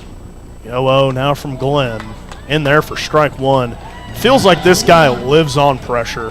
He has had kind of peaks and valleys throughout this season, some great outings, some ones he'd maybe want to forget, but it feels like every time you throw him in the hot stove, he responds, and he fires in strike two to the beer batter, Joey Hecker. The veteran leader of this team, we cleaned out the office the other day. We found a picture from his first season with the Zap, and he has done a lot of growing up since then. Was it a Polaroid? The 0-2 turns strike three, back-to-back Ks for Brady Glenn, and he's loving it on the mound. And why wouldn't he be? He is absolutely dealing right now. Second straight K. Glenn, who should feel at home. This is essentially his home now, spending another year in Pierre. Just feels like he's out there throwing a bullpen session. 2 outs for Brady Glenn here in the top of the 8th. That one skips at the feet, misses for ball one. Brady Glenn, it's going to be an interesting discussion of if they go to the bullpen for the 9th or keep it with them. I don't think a grizzly bear could take a ball out of Brady Glenn's hands right now, the way he is fired up on the bump. 1-0, chops softly towards Brady Glenn, fielding, turning, firing to Quinn Ludvigson in time. The Zap 3 outs away from essentially clinching a playoff berth here at home. We'll be right back here for the bottom of the 8th. The Zap leads 6-4 as they try to add some much-needed insurance here at Hyde Stadium. Looking for happenings in Central South Dakota? The Pierre Area Chamber of Commerce Community Calendar is your go-to for all the latest events. From entertainment to local benefits, community activities, and more, there's something for everyone. Email your event to contactchamber@pierre.org and it will be listed on the weekly calendar. To view the calendar, go to www.pierre.org. Let's celebrate together in the heart of South Dakota. The Pierre Area Chamber of Commerce, connecting our community one event at a time. Doing a little spring cleaning at your house? I'm Val Keller, City of Pierre's Solid Waste Manager, letting you know the City Supply Swap program can help. We'll recycle cleaning supplies, paint, and other household chemicals you don't want anymore. Plus, you're free to take any products other people dropped off for recycling. The swap program helps our customers and keeps things out of our landfill. Supplies we accept include stains and sealers, pesticides, pool chemicals, typical cleaning agents, as well as oil-based paint, latex paint, and spray paint. For additional information, call 605-773-7434. Again, that's 773-7434 for more information about recycling your household supplies and paint. Let the City of Pierre help you get your home and garage cleared out and cleaned up for the summer months. This public service message is brought to you by the radio stations of the DRG Media Group in Pierre. Sodbusters refusing to go down without a fight. They've got 3 outs left as they turn to Braden Cork to keep it at a 2-run deficit. Brady Glenn has been firing on all cylinders here tonight. He heads back to the bullpen. We'll see if he just keeps stretching, if he'll take the mound for the 9th or not. Estevan Baca is getting loose, but Brady Glenn's all the way out there in the bullpen. But like I said previously, I don't think a vicious grizzly bear could take the ball from him right now. The way he is throwing, the way he is fired up. He is trying to will his team into the playoffs for the first time in Zap history. Their 3rd year, it has been getting better every season. So they won 15 their first 2 seasons, already winning 25 this year. As Tyler Hoffman, a member of all 3 of those teams, watches that one low for ball 1. What a run this would be for the Zap, just kind of putting this second half of the season on their back. 1-0 to Hoffman, swung out in front for strike 1. Zap trying to win this game. Spuds lead the Sasquatch 9-1. Would be a win that sends them to the playoffs as that one skips into the backstop for ball 2. A win that would send the Zap to the playoffs and send the Spuds home. How unique is that? A team winning a game to boot themselves out of the postseason. Yeah, and your number 1 rival, too. We've Yes. seen that fire between both teams. 2-1 to Hoffman in there for strike 2. We've seen that fire. You saw it last season. The Spuds just having the Zap's number all season long, winning, 19 out of 20 games versus the Zap, but Zap have turned the page as Hoffman goes down swinging for strike 1.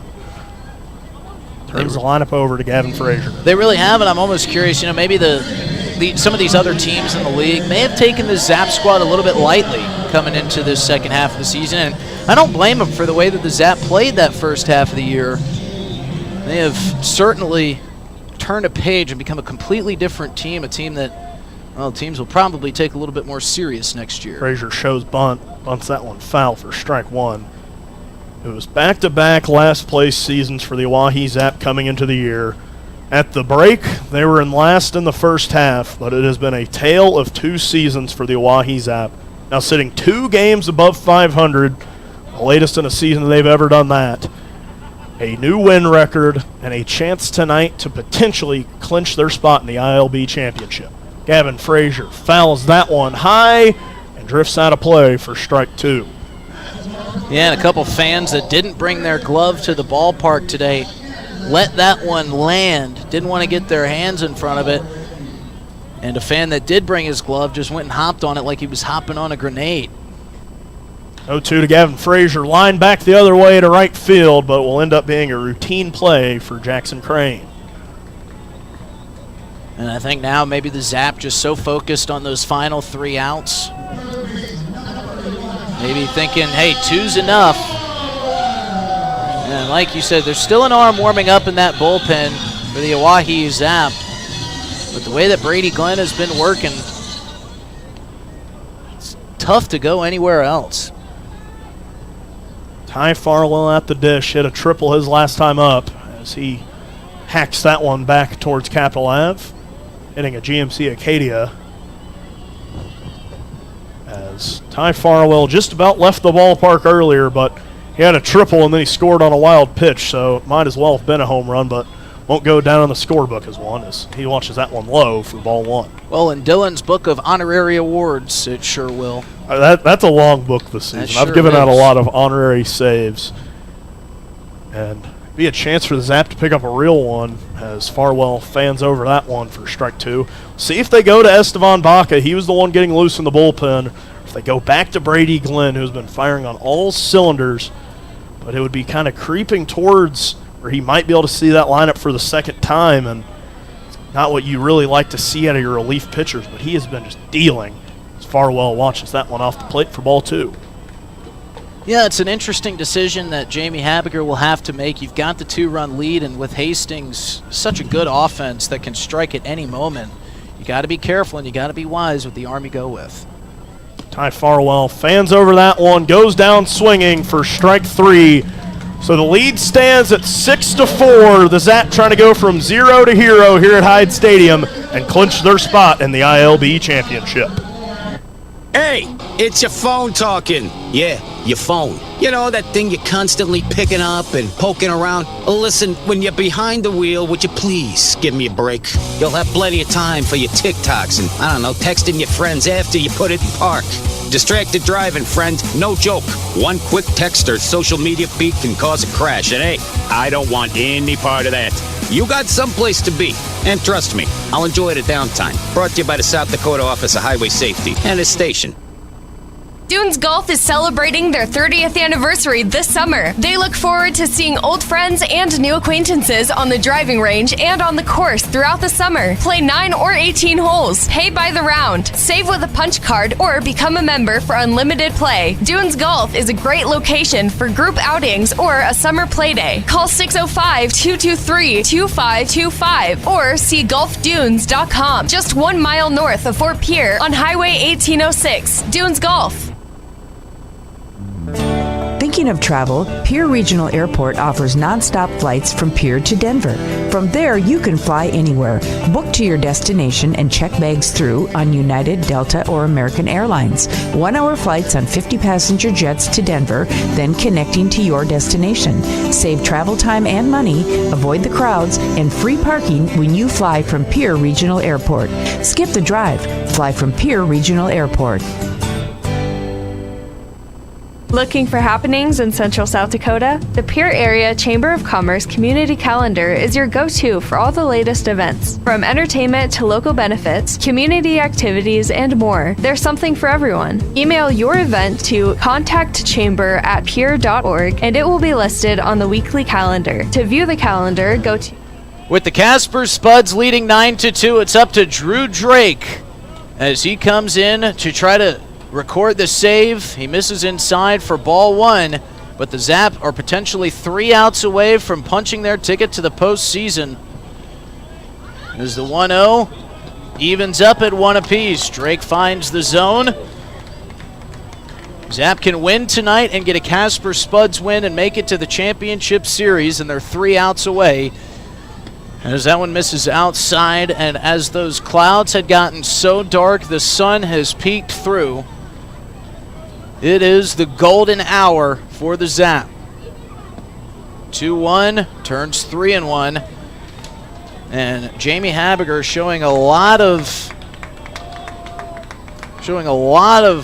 trust in his pitching staff as Drake finds the zone for strike 2 and works the count full.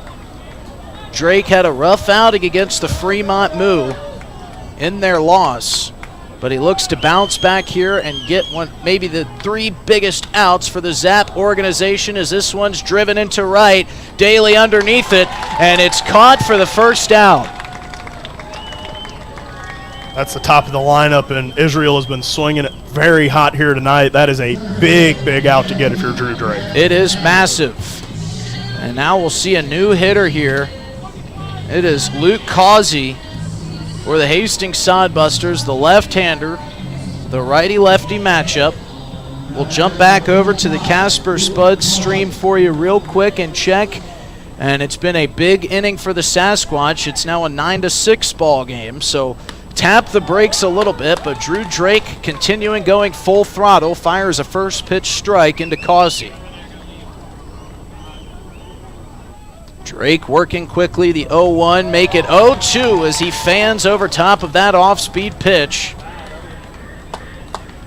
And Drake looking to purge that last outing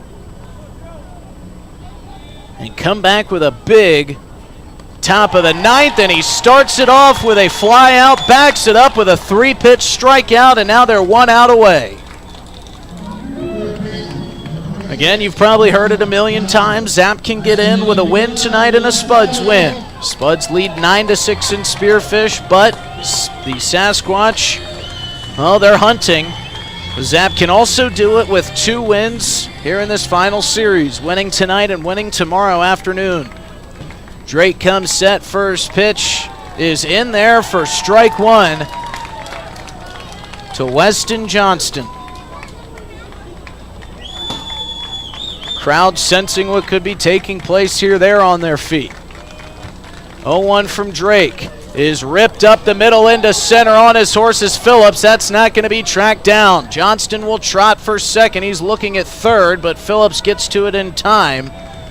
And now the tying run will come to the plate for the Sodbusters in the form of Cale Jensen.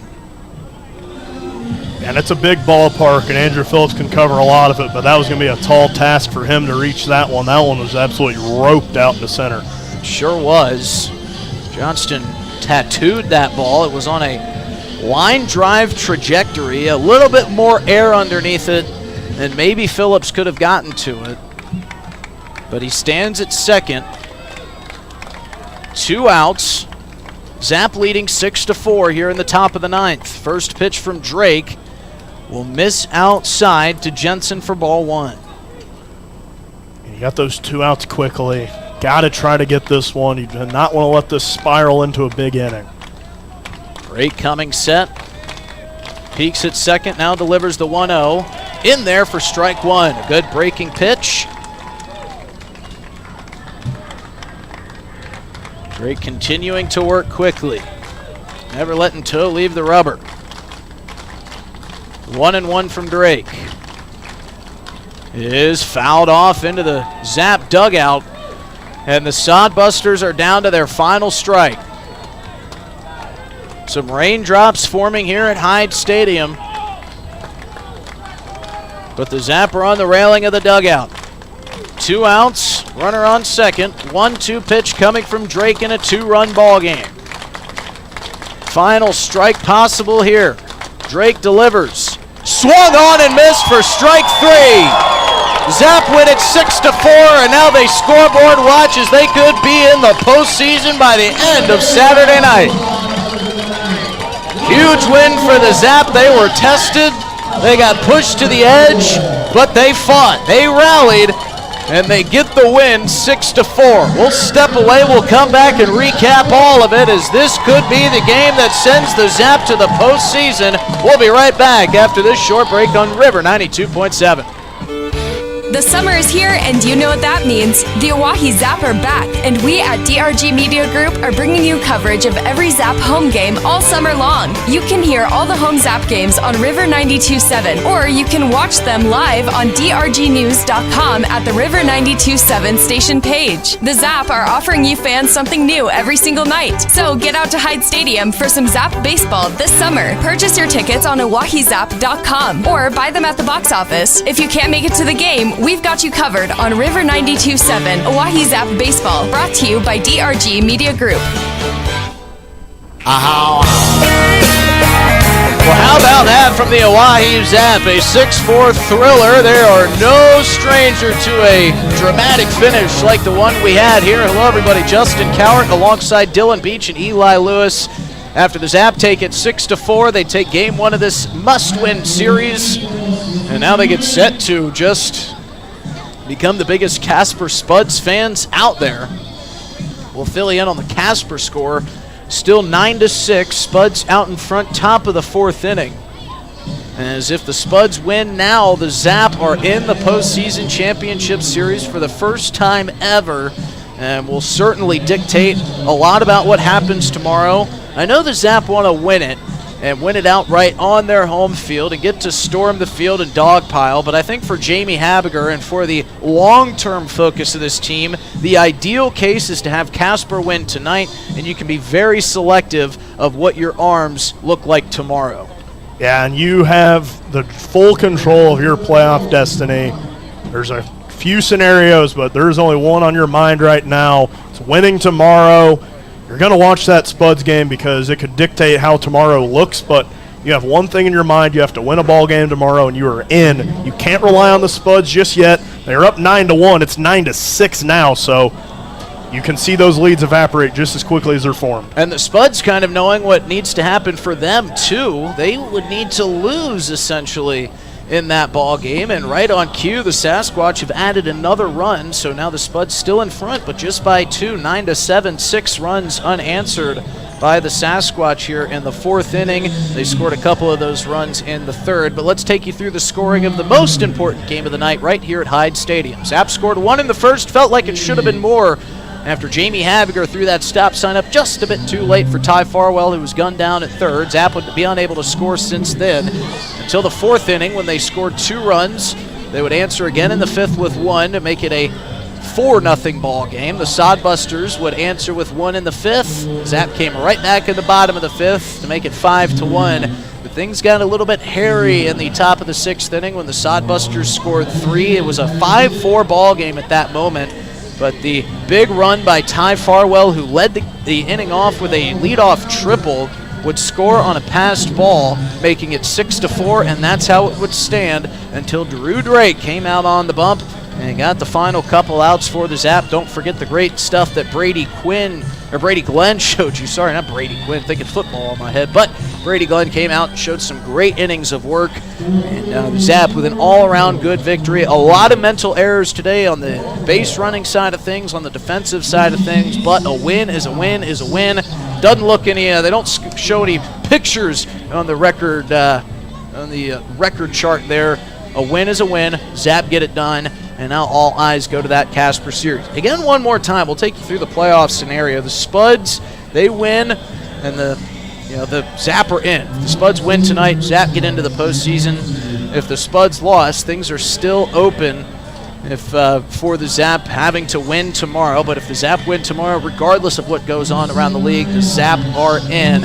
But again, I think it would be great for the Zap to see the Spuds win tonight and get themselves in that way. That way you can save your best arms for that Tuesday first pitch in the postseason against Spearfish. Get those guys an extra day of very valuable rest and just not worry about what the outcome is tomorrow.